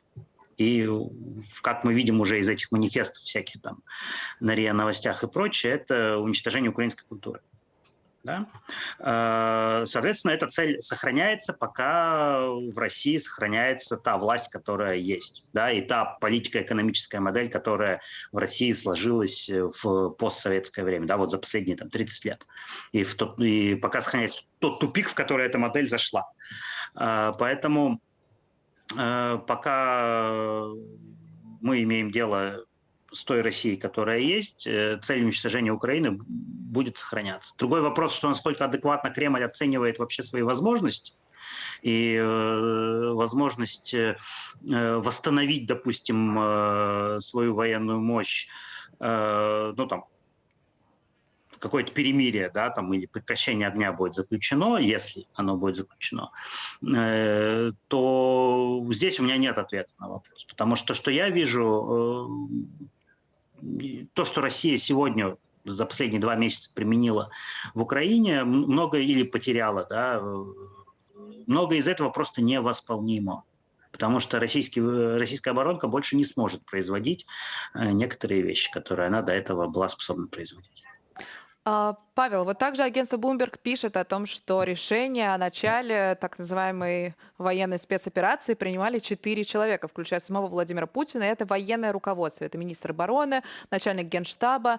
Вам кажется это правдоподобным? Неужели люди, которые управляют российским капиталом, не имеют сейчас никакого влияния на то, что действительно происходит в России? Ну, так называемые олигархи, вы правы, действительно не имеют никакого влияния на то, что происходит в России. Потому что они же даже не настоящие собственники своих активов. То есть это как такие высокооплачиваемые топ-менеджеры, да, с широкими полномочиями в плане управления бизнесом. Но они не являются собственниками в чистом виде. Их, если им позвонят и скажут, все, там, господин там, Дерипаска или господин Виксельберг или кого там, можно я еще вспомнить, не знаю, вы с завтрашнего дня больше не являетесь номинальным владельцем своих активов, а номинальным владельцем становится какой-нибудь там Вася Пупкин, ну, значит, будет Вася Пупкин. Поэтому эти люди точно не влияют на принятие решений. Уже давно. А что касается того, кто принимал решения о войне, я думаю, Bloomberg очень сильно упрощает. По той простой причине, что, насколько я вижу ситуацию, армия в планировании войны играла второстепенную роль, а первостепенную роль играли всякие другие силовики. И если уж говорить о планировании, да, операции, то а где Росгвардия, а где Золотов? Да, то есть его вот эти гвардейцы условные, да, они воюют. А он вроде как не участвовал, по версии Блумберга, не участвовал в принятии решений. Ну, какая-то, в общем, получается, на мой взгляд, ерунда. Поэтому число людей, которые планировали эту войну, их больше. 4 человек, это 100%. И число людей, которые принимали решение об этой войне, их больше. 4 человек, это 100%. Но из того, что мы знаем про Виктора Золотова, известно только то, что в его компетенции входит быть личным охранником Путина. И вызывает сомнение, что он способен принимать какие-то действительно серьезные решения. Но, Павел, спасибо вам большое за ваш комментарий. Спасибо, что смогли подключиться к эфиру. С нами был Павел Лузин, кандидат политологических наук. Спадарства, гэтая гадзіна для вас у студыі па-беларуску працаваў Вітаўт Ціўчык, а па-расейску моя калега Александра Шапаліна. Дзякую, што былі з намі. Калі ласка, заставайцеся з Белсатам, а напрыканцы нашага адмысловага выдання яшчэ адзін матэрыял. С начала войны украинское киносообщество ведет эмоциональную борьбу за бойкот российского кино на международных площадках. Подробности прямо сейчас, а мы с вами прощаемся. Не забывайте ставить лайки и делиться ссылкой на наши эфиры. Трымаемся разом. Каннский кинофестиваль, пожалуй, самый престижный кинофестиваль мира, откроется фильмом под названием «Z». Хотя фильм является комедийным хоррором про зомби, в Украине в этом увидели насмешку. Здесь также считают неприемлемым участие в основном конкурсе фильма российского режиссера Кирилла Серебренникова, даже если он находится в оппозиции режиму и знает, что такое политические преследования. С первых дней войны украинское киносообщество призывает к абсолютному бойкоту российского кино на международных площадках. Теперь мы понимаем, что эта война, российско-украинская война, во многом обусловлена пропагандой и вообще имперским нарративом, которым пронизана и культура, и действительность России. Поэтому главная цель этого призыва – донести до международной киноиндустрии и до зрителей, что российская культура основана на имперском дискурсе. Даже культура, критикующая российскую действительность, является частью этой парадигмы. Ни одного русского классика критика правительства не спасла от того, чтобы быть использованным имперской машиной в своих интересах для подкрепления и расширения себя. Еще одним аргументом является то, что участие российских кинематографистов в международных фестивалях делает их спонсорами войны. Через налоги налоги на заработанные деньги. Борьба за бойкот превратилась в полноценное движение. Однако не все западные площадки оказались готовы в полной мере удовлетворить призывы украинских коллег. Хотя Канны отказались принимать официальную российскую делегацию, они по-прежнему приветствуют российские фильмы, снятые без поддержки государства или средств, близких к правительству фондов. Такую позицию за время войны озвучили многие площадки, например, Берлинале или кинофестиваль «Гоист» и другие. Все это, в общем, вызывало реакцию у нас крайне сложную, вплоть до того, что иные из наших кинематографистов отказывались показывать свои фильмы на этих площадках, либо же фильмы эти были показаны, но они отказывались от участия в этих фестивалях. Тем временем фестивали в Вильнюсе, Глазго и Стокгольме поддержали призыв украинцев. Европейская киноакадемия также присоединилась к бойкоту, правда, только после громкого ухода из ее рядов украинского режиссера Сергея Лазницы. Он осудил сдержанную реакцию киноакадемии, в которой она не решилась называть войну войной. Вскоре его исключили уже из украинской киноакадемии. Вероятно, за осуждение бойкота российского кино. То, что Лазница выступает весьма последовательно, поддерживает сторону Украины, выступает за более жесткую реакцию против российской агрессии, поддерживает закрытие неба над Украиной, все это растворяется в пространстве, как только речь заходит о том, что он поддерживает, что он является противником бойкота. По наблюдениям Александра, отстаивание бойкота объединило 90% киносообщества, но сам он такие требования не поддерживает. Мы закрываем источники воздействия на умы тех, кто благодаря фильмам, благодаря другим информационным каналам мог бы, пускай даже не перейти на украинскую сторону, а хотя бы усомниться, что их правительство делает все правильно. К тому же, согласно Александру, иногда эта позиция обрекает украинцев на молчание. Эту возможность, которая досталась нам так тяжело, необходимо использовать, чтобы занять эти площадки и говорить, чтобы продвигать на этих площадках собственную культуру, а не для того, чтобы сражаться с чужой культурой, какой бы вражеской и ненавистной она для нас не была. Максим Наконечный, собственно, и использует, хотя бойкот поддерживает. В этом году он участвует в Каннском кинофестивале с фильмом «Видение бабочки» о женщине, которая пытается вернуться к нормальной жизни после войны. И хотя кто-то из коллег осудил его решение, в целом киносообщество высказало поддержку. Мы должны присутствовать, наши голоса должны быть услышаны, особенно сейчас. Поэтому относительно присутствия украинских фильмов на Каннском кинофестивале, особенно о войне, как в случае с моим фильмом, позиция у всех солидарная. Между тем, борьба за бойкот не прекращается. Но призывает ли Украина к бойкоту белорусского кино? По-моему, у них все же требование запрещать белорусскую культуру не возникает, потому что как-то все же белорусская культура сама по себе воспринимается как, вот в чем-то как аналог украинской культуры в ее противостоянии колониальному контексту. Учтет ли Каннский кинофестиваль реакцию украинцев на неоднозначный выбор фильма «Открытие», мы увидим 17 мая.